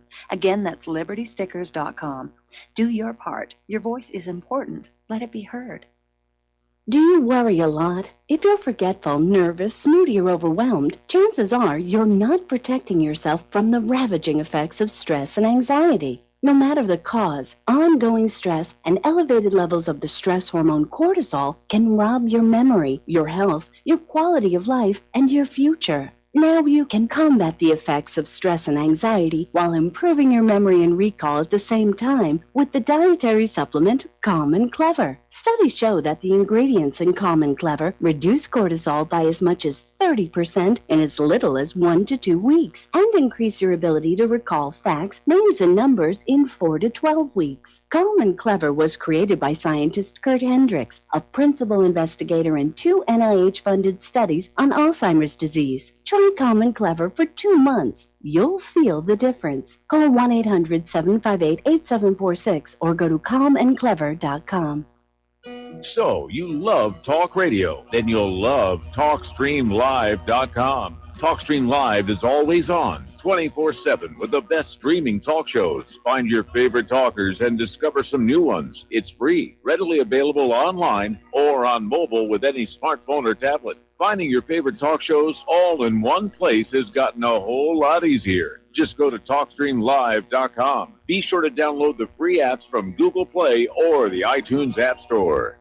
Do you or a loved one suffer migraine headaches? Listen to what scientist Kurt Hendricks has to say. If you are one of the millions of people who get migraines, you need to know about MigRelief. Hi, I'm Kurt Hendricks, the scientist who created MigRelief, the patented dietary supplement that addresses nutritional deficiencies in adults and children with migraines. Thousands of physicians and pharmacists recommend MigRelief. Call 800-MIG-7354 or visit MIG911.com. Some are maxed out all their credit cards. Some are working 2 jobs and living in cars. Minimum wage won't pay for a roof, won't pay for a drink. If you gotta have proof, just try it yourself, Mr. CEO. See how far $5.15 an hour will go. Take a part-time job at one of your stores. I bet you can't make it here anymore. And aloha, America. Welcome back to the show. And let's see. We're going to go to George in Texas. Aloha, George. Welcome to the show. What's on your mind today? Well, how you doing, Mike? Doing fine. It's kind of funny. A lot of some of these Patriot broadcasters, ever since the Mount Kilauea eruption, have become expert volcanologists without attending a day of college or seismologists. Well, and the thing is, Mount Kilauea has been erupting since, I think, the early 1980s. Yeah, it's been in a state of continuous eruption. What's happening now is the eruption is intensifying, and it does go through, usually it's a very slow eruption, which is why people can safely walk on out there up to, but not over the barricades, and watch the lava flow by, because it's a very peaceful volcano mostly. But every once in a while, it does have a big eruption, and certainly this is the largest in a very long time. The ash cloud is up to 12,000 feet in altitude. There's ash falling over almost all of the Big Island now, but it's not the end of the world. It's not triggering the Ring of Fire because we're not on the Ring of Fire. And I get a lot of emails from people who are obviously concerned about Claire and I. But again, we're not on the Big Island. We're on Oahu. We're about halfway between the part of the state that got flooded and the part that's on fire. And our home is 440 feet above sea level. We had one bad day last week where the trades had stopped and we were getting a lot of the volcanic gases and our eyes were stinging and so forth. But the only way we'd really be under threat is if part of that south flank of the volcano plunges into the ocean and generates a tsunami. Absent that, this volcano, we're totally safe from it. Well, even if you have a major eruption, a big rock the size of a refrigerator is not a threat to Oahu, is it? No, it really isn't. Although they're concerned that this imminent explosive event could hurl large boulders as much as 12 miles. So it's a serious situation for people who are living in the vicinity of the East Rift Zone and Kilauea Crater itself. Of course, there's nothing close to Kilauea Crater itself except for Volcano House and some of the other buildings run by the United States Park Service. The nearest town to Kilauea is called Volcano, but I think they're far enough away where there shouldn't be too much. But again, we don't really know for sure. All we know is the USGS is saying something big is about to happen, and all we can do is wait and see what that is. Well, you think the state of Hawaii has a plan B if they have to move their state capital to another island? The state capital is here on Oahu, and it's not as high above the sea level as we are, but it's not considered to be in an inundation zone. But the inundation zones are defined based on the expected maximum of a seismic tsunami. If that entire south flank were to fall into the ocean, they're talking about a tsunami 900 100 feet high, and that would pretty much wipe out most of this island, except for those of us lucky enough to be living on the ridge lines. Anyway, George, I got to let you go. We got to do a station break, and we'll be back after these words.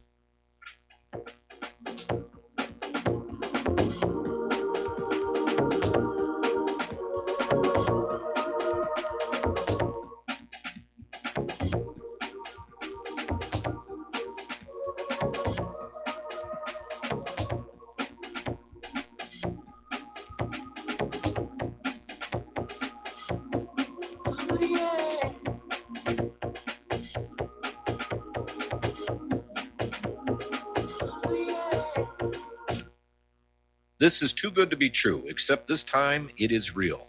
100%. No joke. How about a $25,000 membership to Front Sight Firearms Training Facility as a thank you bonus for a one-time donation to RBN of only $500? It is a Commander lifetime membership with no yearly fees or dues. The training is free for the rest of your life with over 50 different classes. Then leave it to your designated beneficiary. You provide the approved firearm, holster, ammo, eye, and ear protection. Many features and bonuses are included, more than you would ever expect or believe. This is the ultimate graduation present, wedding gift, etc., etc. See the details. Go to RBN's webpage and frontsight.com to make it happen. May 5th is the last day you will hear this offer on this radio network. Help keep RBN alive. Tell 5. You're listening to Republic Broadcasting Network because you can handle the truth.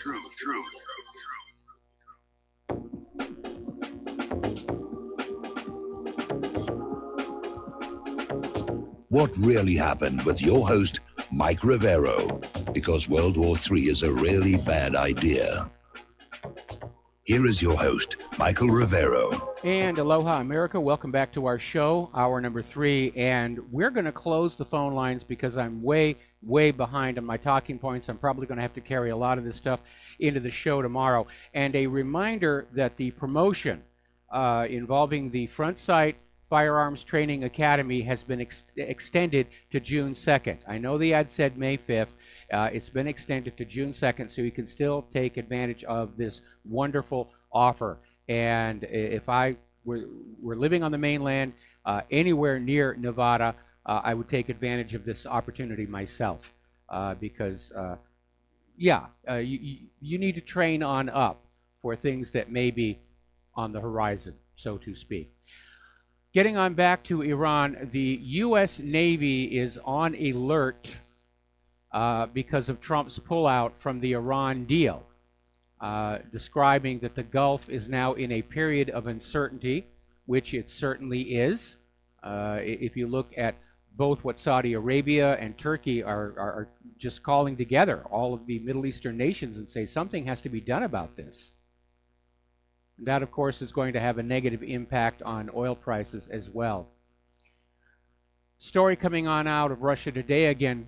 Trump's Iran gamble won't topple the Iranian regime, but it could get us into at least an economic conflict with the European Union.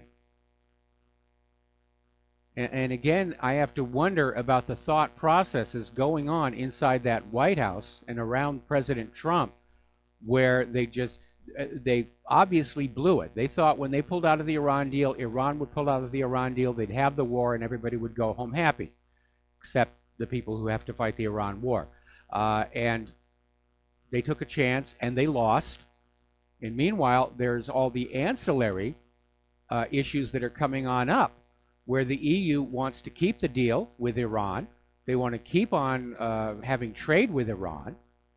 Bolton's over there trying to arm twist them to get out of the deal and support the U.S. sanctions. But the world is really getting sick of all these U.S. sanctions because it's causing harm to the wrong people. It's causing harm to ordinary citizens in all these countries. It's cutting them off from markets. It's cutting them off from raw materials. It's cutting them off from things they need to do what they're doing. A lot of companies in Europe were literally driven out of business by some of the anti-Russian sanctions, and they're very angry about that. And the economy of most of the European Union nations is not resilient enough to take any more sanctions. And we're starting to see this huge pushback against it. They're even talking about counter sanctions against the United States by the EU. Now, Merkel is trying to play diplomat here and say that the transatlantic ties must endure despite the dispute about Iran's nuclear program. In other words, Merkel is saying, you know, Germany and the United States, we still have to be friends. We disagree over Iran, but we still have to be friends. Which I would tend to agree with that. Whether or not it's going to happen is all about John Bolton, who seems to be causing a lot of damage every time he opens his mouth. That's the reason we're back to square one with North Korea, is he came out with this ridiculous list of demands about how North Korea had to dismantle its nuclear weapons, its centrifuges, and all the machinery that it used to make a bomb, and send it to the United States, before anything nice was going to come back the other way. And that, together with the military exercises off the coast of the Korean Peninsula, basically destroyed all the progress that had been made towards some kind of peaceful resolution to this. So Bolton's big mouth is getting our country into trouble. Now, whether it's deliberate or not, I don't know. It may be. The instant North and South Korea started talking about reunification, I said, the U.S. government is going to find some way to mess this up. They don't want the Koreas reunified because it justifies the U.S. military presence in South Korea. The other day we reported on how Great Britain is cutting the number of F-35s they're going to buy from the United States because they have gotten so expensive. So Ambassador Woody Johnson is now trying to lobby London to say that you need to spend more money on F-35s. I mean, you don't need to spend money on things like healthcare and education. Those really aren't all that important. You've got to have this warplane if you're going to defend yourself against Russian, Iranian, whoever aggression. So, again, it's about selling the weapons. And it's a terrible airplane. It's very expensive. It's still not combat ready. All of the F-35s currently in service are being used for training. But it's still missing a lot of its critical systems. And a lot of the systems that it does have simply do not work as advertised. It's a boondoggle by any description. We're going to do a shout out now to our on-air affiliates who are just now rejoining our network. Down in Syria, the Syrian army has liberated dozens of villages in what's called the Rastan Pocket. They've reestablished control of the area east of the M5 highway in northern Homs. Militants have withdrawn from the area, and according to pro-government sources, the Syrian Arab Army and its allies are now in control of over 30 settlements located there. And the evacuation of militants from the pocket is still ongoing. Apparently yesterday, a total of 73 buses left the area. So they're basically pulling on out.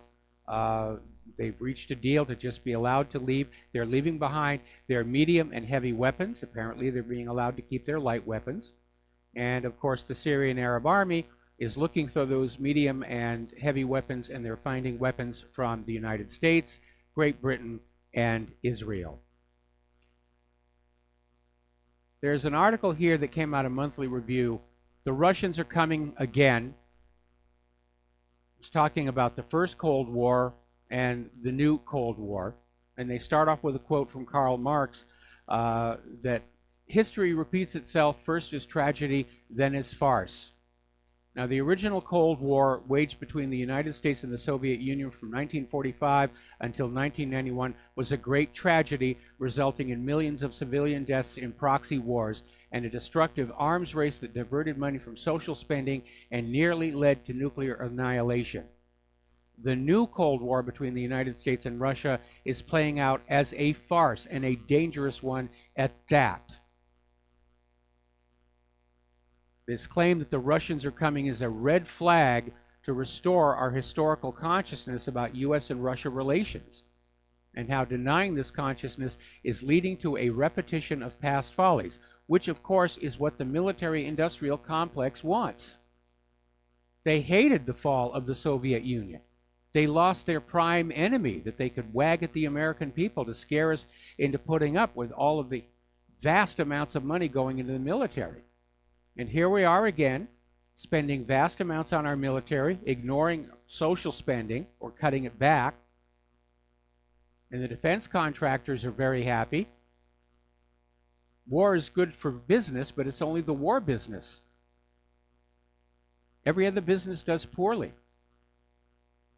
Now, the British media is out there launching a Russia bash campaign ahead of the World Cup, and they're out there picking the grimmest things they can find about Russia, child hooligans, canine KGB death squads, and the same tactic was used during the Sochi Winter Games,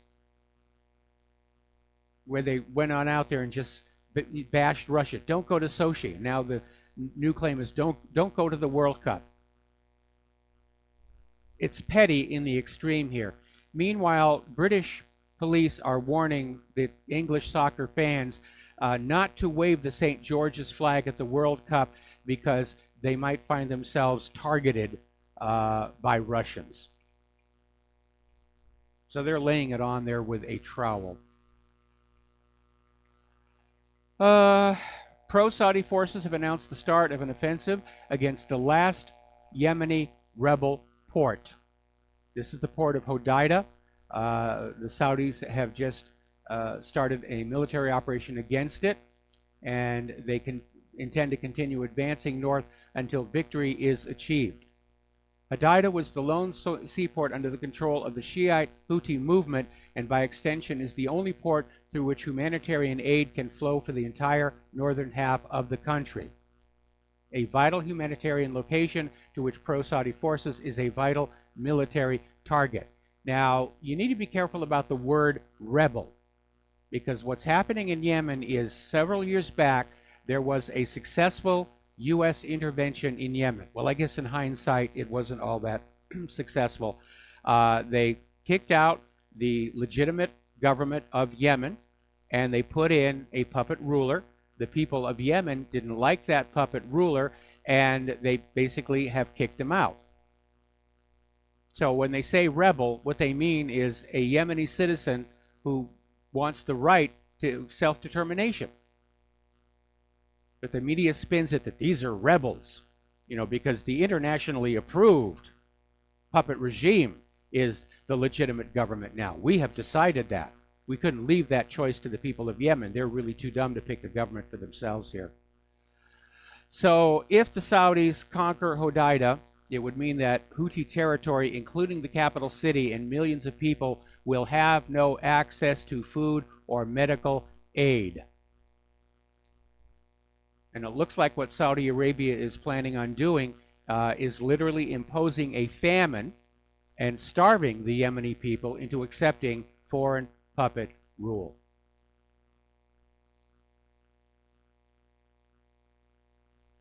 Now, over in Korea, Kim Jong-un is slamming American unilateralism. It says it'll reconsider talks, but only if the U.S. is willing to negotiate. This is where Bolton's coming on out and saying, you must do all of this first before we talk, really angered them. And anybody who understands the Asian mindset would have recognized that that was horribly insulting. And like I said, it may have been deliberate. It may have been done deliberately along with those military exercises, basically to wreck North and South Korea coming closer together. And all I can assume is that somehow Moon Jae-in got snookered into allowing those military exercises to continue. Because the smart thing would have been for the South Korean fleet to go back to port to keep things calmed down as a gesture of goodwill. Getting into the domestic politics, it's starting to emerge that Trump was being set up by the Obama intelligence chiefs. This is coming from Devin Nunes. And it follows on that story that we had yesterday about how the FBI was in contact with a Russian national trying to set up an entrapment where they wanted to get Trump together with this Russian national just once so they could say that was the proof of collusion between Russia and Donald Trump. Keeping in mind that there is actually no such crime as collusion under U.S. law. So Nunes is out there saying now the Trump campaign may have been set up by the federal government back in 2016. We now know that there was a mole inside the Trump campaign. There may have been as many as 3. One of them worked for the FBI. And this is not something that the FBI is supposed to be doing. They did it back during Watergate. They got caught doing it. They got caught doing it again. Over in Robert Mueller's office, their operation is basically on the ropes. It's been a year, millions of dollars, nothing has been found. The investigation is unconstitutional, incompetent, it is illegal, it didn't follow the normal procedures specified in the special counsel law. And now Manafort's lawyers have filed a motion to basically say that they need to find out who on the grand jury that indicted Manafort was leaking to the media. And that could be a revelation that would really put a monkey wrench into Robert Mueller's gears. Mueller has not been doing really good with the court system. He's had a number of court decisions come down against him. And it comes down to 2 issues, really. The first is the absolute lack of any concrete evidence, any court-worthy evidence, and Mueller's own obvious machinations and maneuverings. And the judges are just getting tired of it. Now, Mueller has responded to this latest lawsuit by trying to shut down the investigation into the special counsel leaks. And Mueller's team has asked a federal judge in Virginia to turn down a request for a hearing on the leaks requested by Paul Manafort's lawyers. Somebody was leaking. There's leaks all over the place. It's like Washington, D.C. is just this one giant colander.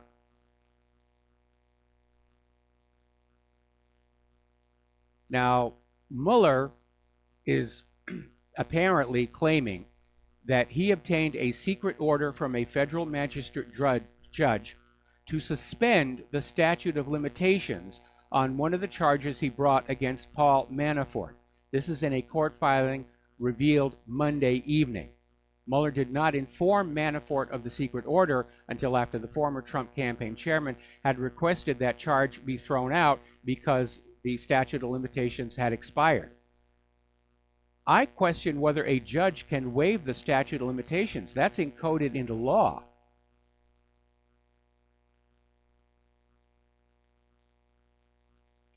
A lot of skullduggery going on over there at Mueller's office here. Another story coming on out, how former colleagues of ex-CIA Director John Brenner have now contradicted his claim that the unverified Steele dossier was not part of the U.S. intelligence community assessment on Russia's interference in the 2016 election. This is coming from Real Clear Investigations. And apparently Brennan was feeding Obama the unverified info from the Steele dossier. Now, basically, he had said it wasn't part of it. Now 2 of his former colleagues are saying, yeah, they used that Steele dossier. The dossier was a manufactured fraud, bought and paid for by the Hillary Clinton campaign and the DNC. Rand Paul is out there expressing his concern that John Brennan was using British intelligence agencies to spy on Trump. Now that does happen a lot. That's what's behind the whole Five Eyes program, or Echelon. And countries will often use the intelligence services of other countries to basically give themselves plausible deniability. But Rand Paul is out there and he's saying Gina Haspel needs to be asked the question, was she at all involved with any of the surveillance on President Donald Trump during the 2016 campaign? As deputy director of the CIA, I would presume the answer is going to be yes. I presume she'll say no, but I presume the answer would be yes. Jim Jordan, DeSantis, and Mark Meadows have now sent a letter to Trump urging the complete declassification of all the documents surrounding FISA-Gate, meaning, was that Steele dossier the only basis for the issuance of the warrant? And if it was, the warrant is invalid, which means anything collected under that warrant is inadmissible in court.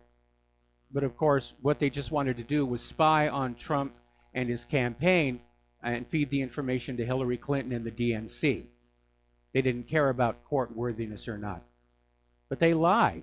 They absolutely lied. Representative Issa is out there saying he thinks the FBI and Department of Justice are lying through their teeth on top of the obvious stonewalling.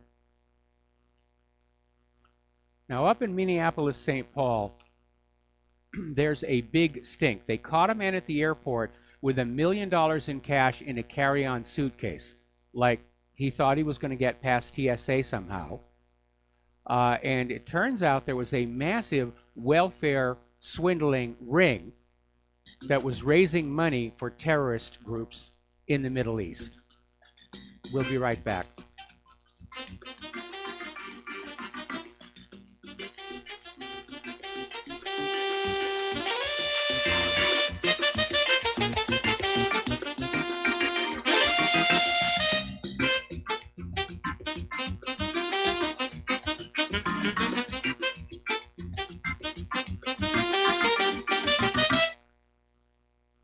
Many people write us about their experience with Extendivite.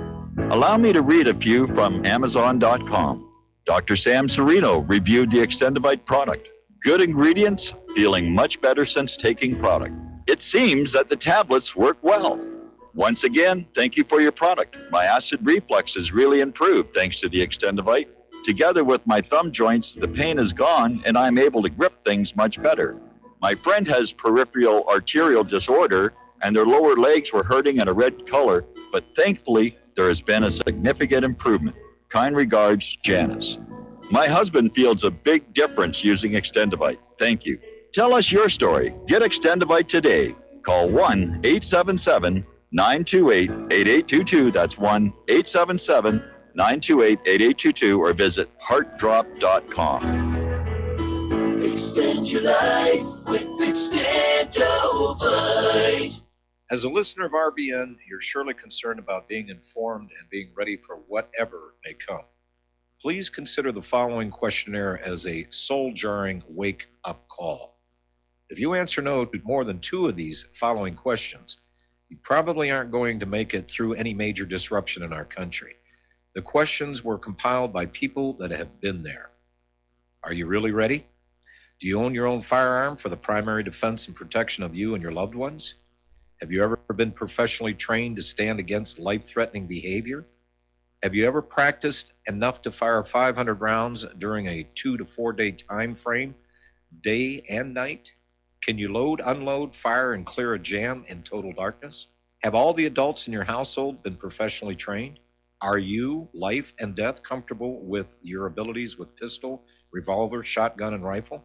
Are you aware that everything that you do to prepare for an emergency is a waste of time, money, and energy?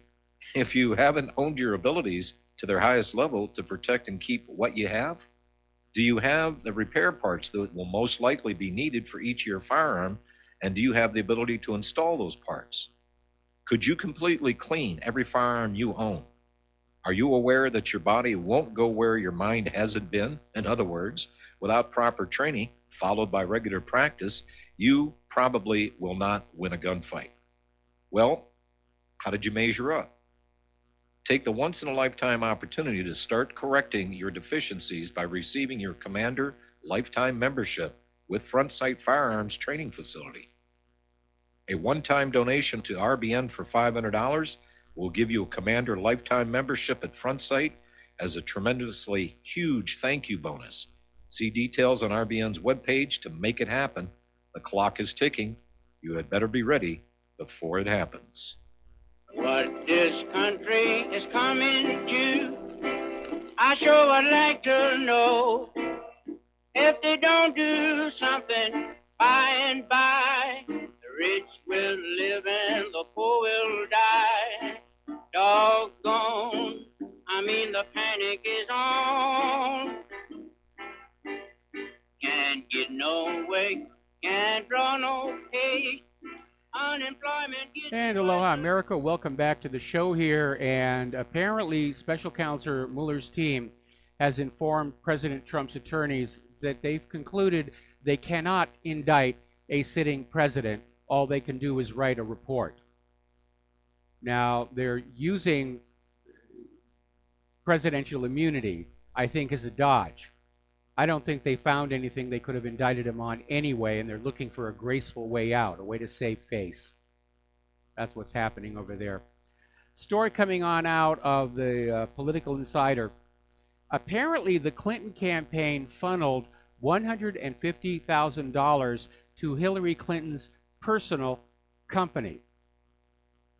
And records are showing that the campaign transferred $150,000 of leftover campaign funds to a company she solely owns in the months following her election defeat. The money was sent to ZFF Holdings LLC, supposedly for the purpose of rent, according to FEC filings. But the campaign has left it unclear if it's paying at, above, or below fair market value for the office space they're supposedly renting. And the rent payments to ZFS were sent to the same address as Rory Gregorio, Clinton's personal financial manager. And this is very fishy, but not unusual for the Clintons. And it's yet another questionable action which should, but will not be investigated because she didn't mean to do wrong. These things just happen.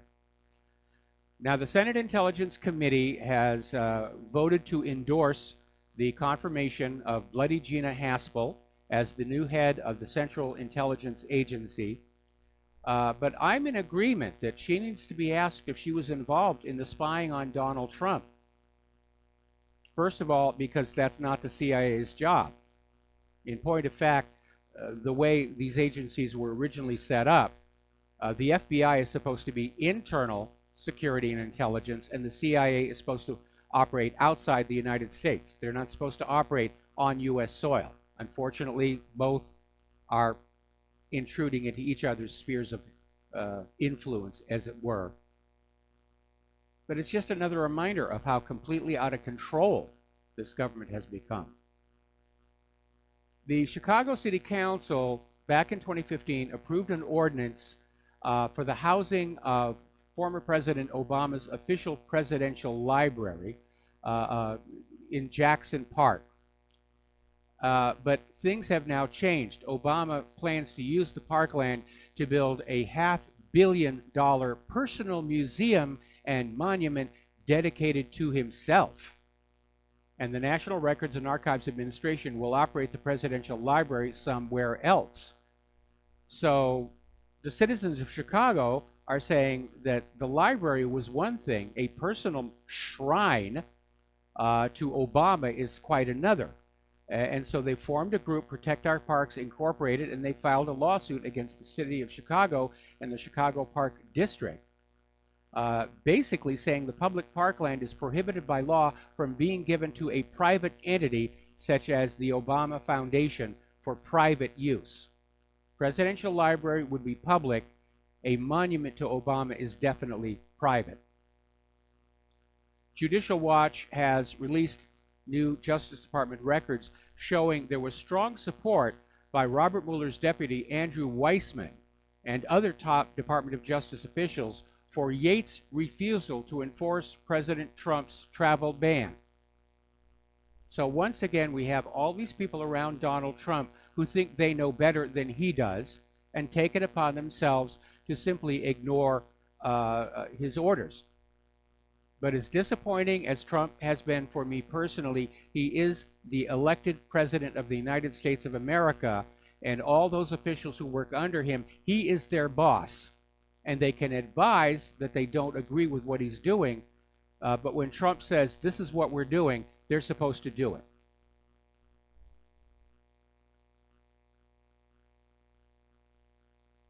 DC is out of control. It's completely out of control. And part of the problem is, I've come to conclude, Donald Trump is actually a very weak leader. He's too easily swayed, too easily manipulated. He's susceptible to flattery, and that's a bad sign. That's a bad sign.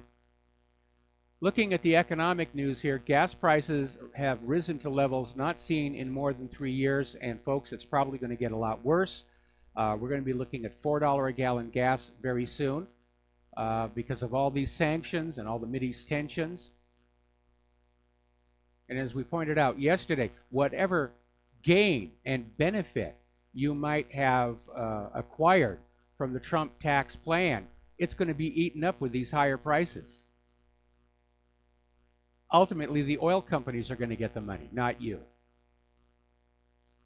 Europe, as part of their upset over Iran, is going to ditch the US dollar in payments for Iranian oil. And that is a big one. We'll be right back after these words from our sponsors.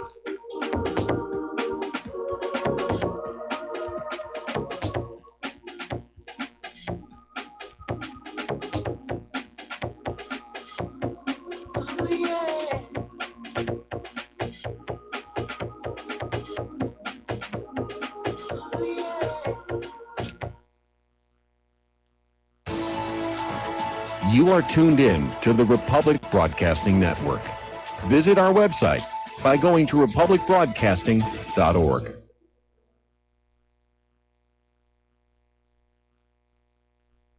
I'm getting older and noticing that my body just doesn't work as well as it used to. So I like to keep fit as possible by hitting the gym a few times a week. Recently, I started having a nagging bicep pain, and it got so bad I couldn't even lift the weights. When I was complaining about it to a friend, he told me about Angioprim. He said chelation helps remove toxins, heavy metals, and cholesterol in veins and arteries that may cause blockages. You know, after just 1 week of taking Angioprim, the pain was gone, and now I'm back in the gym full strength. Scientific research proves the active ingredient in Angioprim has superior oral chelation action that helps promote cardiovascular health. So to learn more, go to angioprim.com. That's ANGIOPRIM.com, or talk to a trained consultant. Call Angioprim toll free at 877-882-7221. You'll feel better with more energy. Call 877-882-7221 or go to the website angioprim.com. Did you know that neither the American Medical Association nor the American Bar Association were established to benefit the American people? Have you recognized that in our country, healthcare has little to do with health, and that our court system has nothing to do with justice? The priests of both medicine and law have been incentivized to implement a dark agenda on behalf of the Bilderbergers and their ilk. To protect ourselves and our progeny, we need to take a much closer look at how these two giant industries really work. Join me, Al Whitney, on In Defense of Humanity, Saturdays at 7 p.m. Central, as we expose the matrix and learn how not to consent to our own destruction.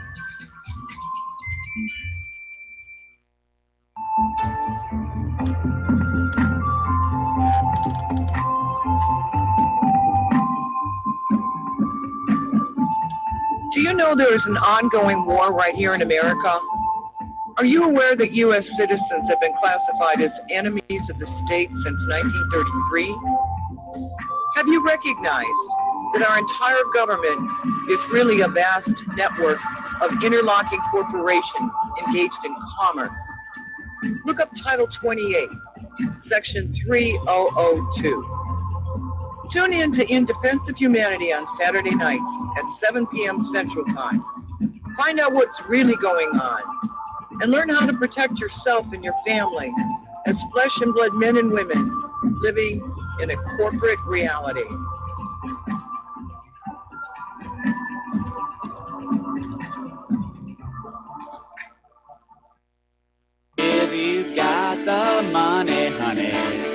got the bombs, we'll plant 'em anywhere you like and blow up anyone. Whip this world into a frenzy, killing babies, dads, and moms. If you got the money, honey, we got the bomb. If you got the money, well, we won't say we did. The towers in New York. And aloha, America. Welcome back to our show. We're still talking about the economic news here. And up in Seattle, there is a fight building because the Seattle government wanted to impose a new tax on corporations. And basically would come to $275 in tax for every employee. Now, corporations are already paying taxes on their employees. When you get your little pay stub and you see all the money that's deducted from your paycheck, that's not the whole story, because your employer has to pay taxes for the government's permission to hire you. But Seattle wanted to add one more, and they wanted the money, supposedly, for taking care of their huge homeless problem. And some of these corporations that are located in Seattle are fighting that. That includes Amazon, which you know has the money to pay the tax, and also Starbucks. And they've basically come on out and swinging against the Seattle Council. And I don't think they realize the optics on this. That these are very wealthy companies, very successful companies, but they're unconcerned about the homeless. Because obviously the homeless don't buy our products. And it does look bad. It does look bad.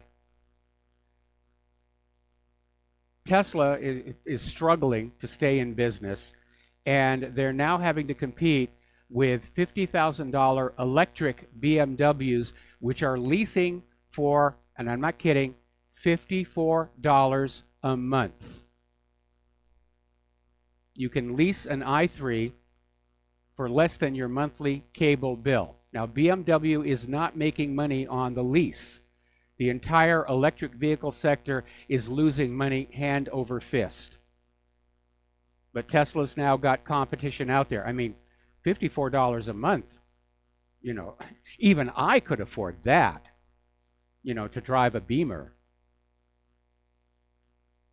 I do think electric vehicles are the way of the future. And when I was a kid, I was a gearhead. I rebuilt engines. I like racing cars. Okay, let's see. I have to do a message to the control room. All right. Sorry about that, but I'm just one person here. I don't have a slave off in the back room to take care of these issues for me.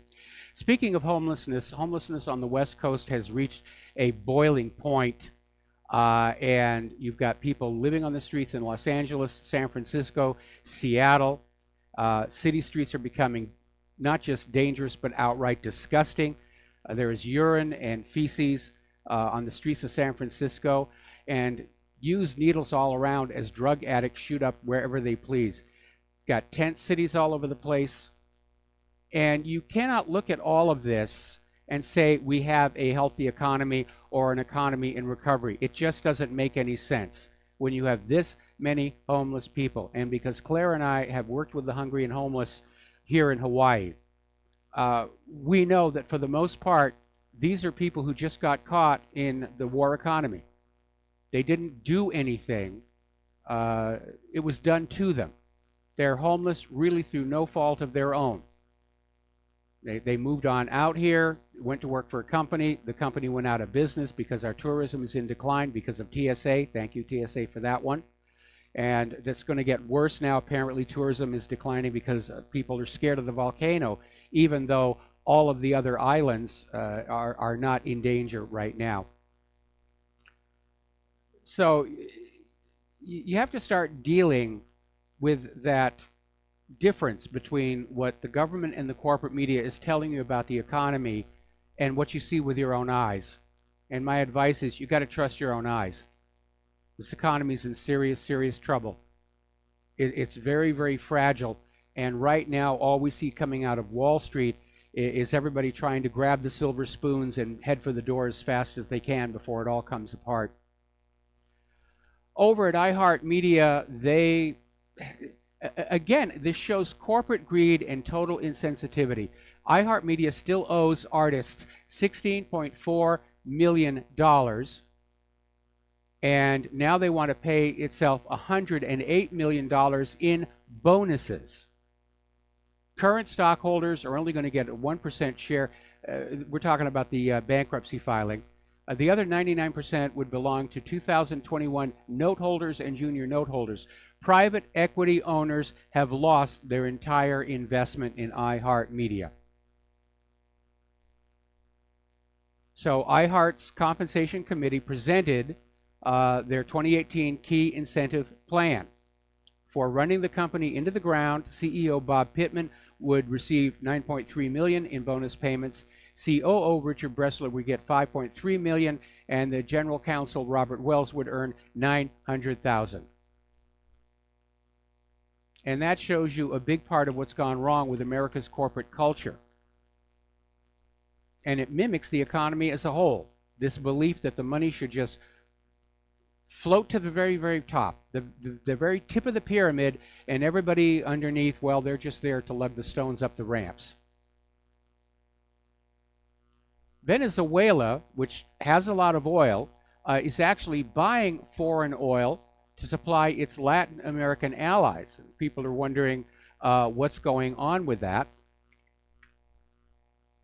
But what's going on is that Venezuela is trying to keep its allies from having to become dependent on U.S. oil, and with it, U.S. control. So it was a very smart move on their part. All right, we've got Ryan Dawson calling into the show right now. So Ryan, are you there? Oh yeah, long time no see. Long time no hear from. What's going on? Mike. It's just hard with the time zones and the kids I keep making, so it makes it harder on my schedule. Well, Claire says send yeah, pictures of the kids. Oh, I will. I know she's a fan. Mm-hmm. But don't share them. You were talking about the torture baroness earlier of the CIA, and I think she should get a Nobel Peace Prize because that would be fitting with other past contenders for that. And like Henry Kissinger and Obama, the more people you murder and torture, the better chances you have at a Peace Prize. So I think she's perfect for the nomination. She's got all this experience in torture, so isn't that a job credential? Yes, it's a sterling recommendation for a Nobel Peace Prize. I'm sure you saw what happened with Ray McGovern, yes? Oh, absolutely. I was so disgusted with that. We're still trying to get him onto the show here, but he's making the rounds of the media. By treating him like that, they have made him, once again, into a celebrity, and they've given him a lot of exposure, which probably was not well thought out. I think they would have rather that nobody talked to Ray McGovern, but when they threw this 78-year-old man onto the ground and broke his hand, they made him an instant celebrity. Dislocated his arm. And did you see how the cops kept saying, stop resisting, stop resisting? He wasn't doing anything. And it's all on film. Yes. And this smug little torture baroness, she's just up there like, throw him out in the back. They take him out in the back, not knowing, someone followed him out there with a camera. Then they throw him on the floor, dislocate his arm, and there's like 5 or 6 cops on a 78-year-old man who's not resisting. But what bothered me is, why is Ray out there by himself? Where's all the youth? Why weren't younger people also at the confirmation hearing to protest? Well, I imagine that it was a very hot time on Facebook and so on. I think it was a very hot ticket, and people couldn't get on in, and probably the audience was preloaded with Haspel supporters, and McGovern had no choice but to go in alone, and he was a very brave man for doing just that. It's happened before when he turned his back on Hillary. Yep. Government thugs attacked him again. I'll tell him to come on your show. I think sure he'd be happy to do so. He's busy doing the rounds right now. That was utterly disgusting. Switching topics, did you see in North Korea, they asked the U.S. one thing. They said, don't do one thing. Don't bring any kind of aircraft that can carry nuclear bombs right up to our border. So what did they do? That. Yeah. It's like there's a deal shoved right in Trump's lap, and he said, "No, I want more." I don't know what to do anymore. Well, it's very obvious that the U.S. government did not want the Koreas moving together, and when Moon Jae-in and Kim Jong-un started talking nice to each other, I said the U.S. government is going to find some way to screw this up, and between Bolton's ridiculous demands, that warplane that you're talking about, and the military exercises off the coast, they wanted to sabotage any possibility of there being a peaceful resolution of this. John Bolton is repugnant, and they bring in John Bolton, and then shortly after gave a pardon to Louis Libby. And then they not only moved the embassy in Jerusalem, but they decided to do it on the same day as the anniversary of the Nakba, knowing how much that's going to infuriate people. Yes. Then they murder people for getting too close to the cage walls, including an 8-month-old baby that they gassed with a drone that flew over and dropped tear gas in there. And you can see all the Hasbara making excuses for it. But I think they've bitten off more than they can chew. I agree with this one. World condemnation is intense, and I've been equating the Bloody Monday massacre with the Amritsar massacre in India, which was the turning point where Britain started to lose control over the subcontinent, leading to Indian independence. That's a good comparison. Okay, anything else? It just doesn't seem to matter. Yeah, it just doesn't seem to matter when Israelis can burn babies in their houses and they only get 10 months detention, and they can shoot these people with impunity. But the really striking difference is now it's on film because Palestinians have cell phones and they can upload these things to Twitter. But they are cracking down on the internet. I've been banned from Facebook since Christmas, just consecutive 30-day bans for nothing. I had my Twitter blocked. I had my YouTube taken down and then restored after a month and a half.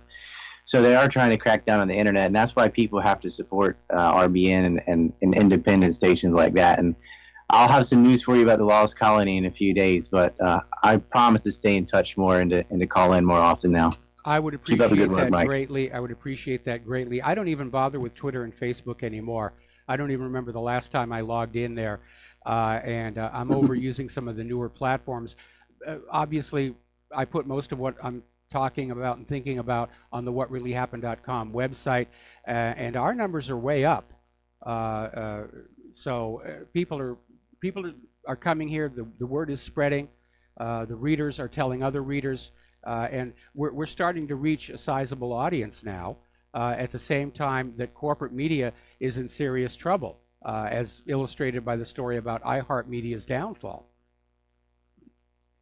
Yeah, my numbers are up too, and you can see them discredit themselves because they had all the Hasbara on there trying to blame Hamas, trying to blame the victims. It's like blaming a rape victim because of what she was wearing or whatever.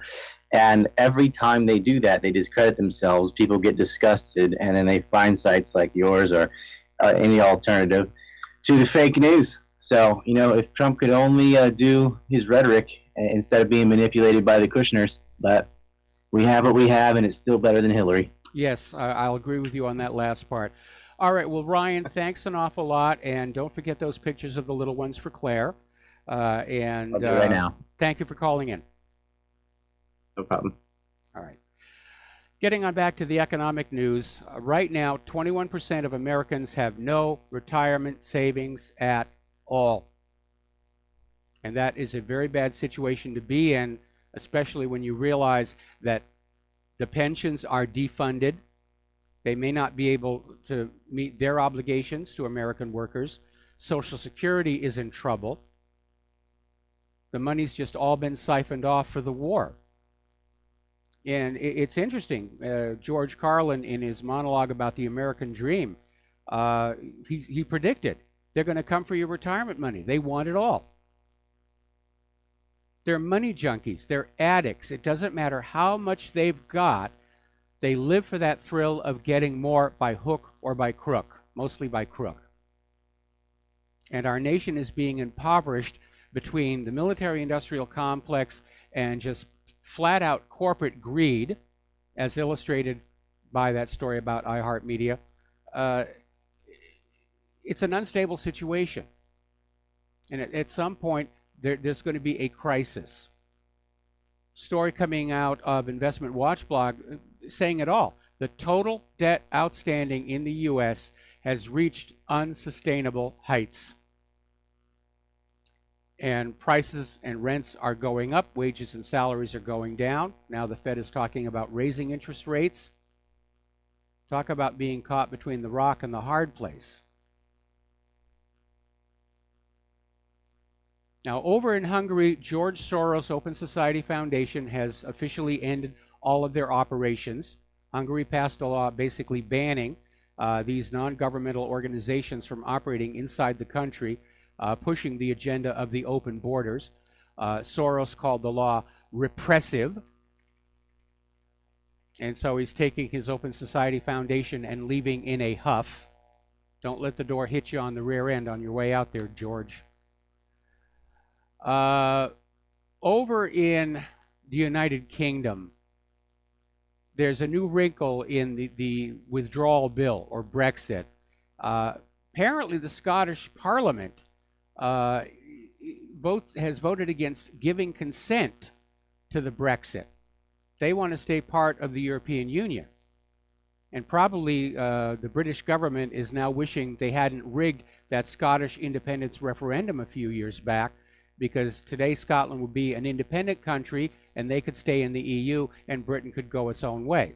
Another fine example of unintended consequences. Getting on back to Hungary, both Hungary and Poland are really digging in their heels about the refugee quota, saying that we will decide who enters our countries, not Brussels. So there's going to be a confrontation there as well. Up in Finland, studies are showing that 93% of migrant sex crimes are committed by migrants from the Islamic countries. So how's that open borders thing working out for you? Okay, we're going to take another break for commercials here, and when we come on back, it'll be the last segment of our program today, and I am going to have to take a lot of these stories into the talking points for the show tomorrow. So we'll be right back after these words from our sponsors.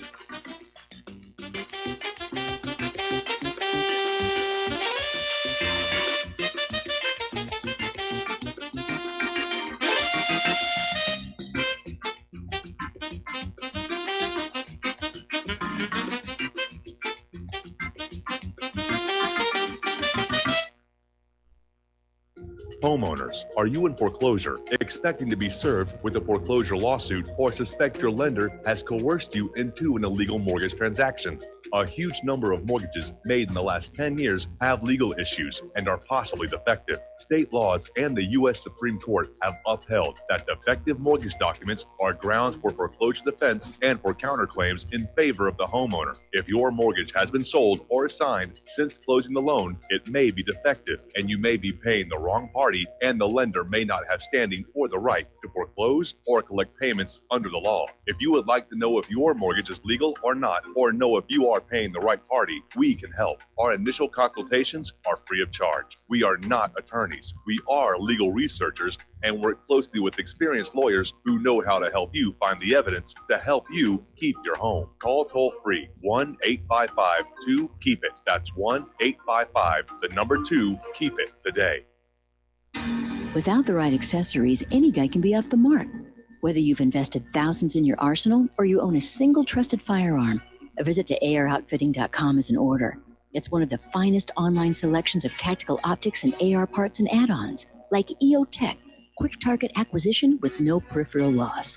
Browse the full range of Nikon scopes and binoculars. AROutfitting.com can illuminate your world with Streamlight gun-mounted lights from keychain to large handhelds up to 1,100 lumens. Find some stability with Battenfield tactical bipods. AROutfitting.com has CMMG gun parts, barrels, assemblies, handguards, part kits, and more, plus mag-full clips and magazines. I know I've got you excited, so take a breath. Head to AROutfitting.com. The site's super easy to navigate and features a ton of technical info, including links to manuals. We also welcome vendor and manufacturer inquiries. Remember, if you don't see it, we can get it at AROutfitting.com. Hi, folks. CBD is the home run hitter for health right now. Why, you ask? Because of what it does for the body. Unfortunately, I can't tell you all about the benefit. You know, there's reasons. Do your due diligence and log on to ancientlifeoil.com. That's ancientlifeoil.com. Ancient Life Oil uses organic ingredients and is blended in coconut oil for some of the best benefits. Legal in 50 states and non-psychoactive. Log on to ancientlifeoil.com. That's ancientlifeoil.com. Do you worry a lot? Whether you're a college student, busy professional, parent, or grandparent, ongoing stress and elevated levels of the stress hormone cortisol can rob your memory, your health, and your future. Now you can combat the effects of stress and anxiety while improving your memory and recall at the same time with the dietary supplement Calm and Clever. Studies show that the ingredients in Calm and Clever reduce cortisol by as much as 30% in 1 to 2 weeks. Call 1-800-758-8746 or calmandclever.com.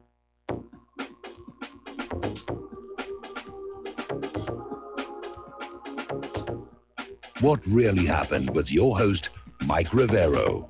You're listening to the Republic Broadcasting Network. Here is your host, Michael Rivero. And aloha, America. Welcome back to our program. Last segment of our show today. And apparently, South Korea's President Moon Jae-in has ordered a significant scaling back of the military exercises taking place off the coast of the peninsula. So he's trying to sort of make amends and prove to North Korea that he's really serious about trying to get together. And how Kim Jong-un is going to react, we don't know. But Bolton provoked him, as Ryan Dawson pointed out, flying that nuclear-capable aircraft right up to their border provoked them. So at this point, it's very obvious the United States does not want to see a reconciliation. They didn't 5 years ago. 5 years ago, the Koreas were talking about reunifying, and the U.S. stepped in and mucked it up back then. Okay, one of the articles we put up on whatreallyhappened.com today, this is from Business Insider, citing the 10 professions with the most psychopaths in them. And I mentioned it a little bit earlier that so many of our government and corporate leaders do fit the classic definition of a psychopath. They make snap decisions, often not carefully thinking out. They have absolutely no empathy for anybody else around them. They have an inflated sense of themselves and a knack for manipulating other people. But because they look like ordinary people, they're not the raving, knife-wielding lunatics that movies depict psychopaths as. It's really very hard to pick them out until they reveal themselves with their behavior.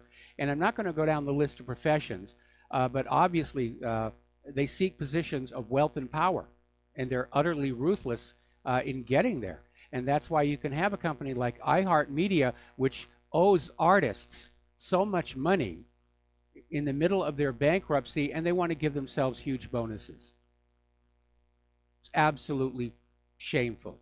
Absolutely shameful. Up in Billings, Montana, apparently they've identified 3 police officers who were caught having sex on duty in public property, city property, which I guess is probably preferential to them being out breaking somebody's arm or shooting some innocent person, but it's inappropriate behavior. Over in Chicago, the problem got a little bit worse. One of their police officers has admitted to having sex with a 14-year-old and 3 other girls. He's looking at 10 years in jail, as well he should. And if he goes to jail, he's going to have a rough time, because in prison, there's actually a social hierarchy depending upon the crime that you were convicted of. And child molesters are at the very, very bottom.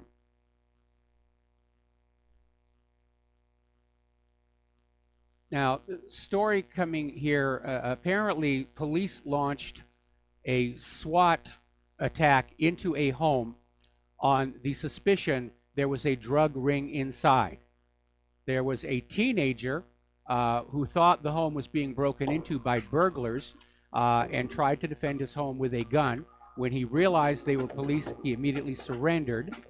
The police found 1 ounce of marijuana, a misdemeanor, but they're charging the teenager with attempted capital murder. All right, there's the music. Time for me to get out of here and take Claire down to the doctor place. Stay tuned for John Stadmiller. I'm sure that he has got lots and lots of interesting things to share with you.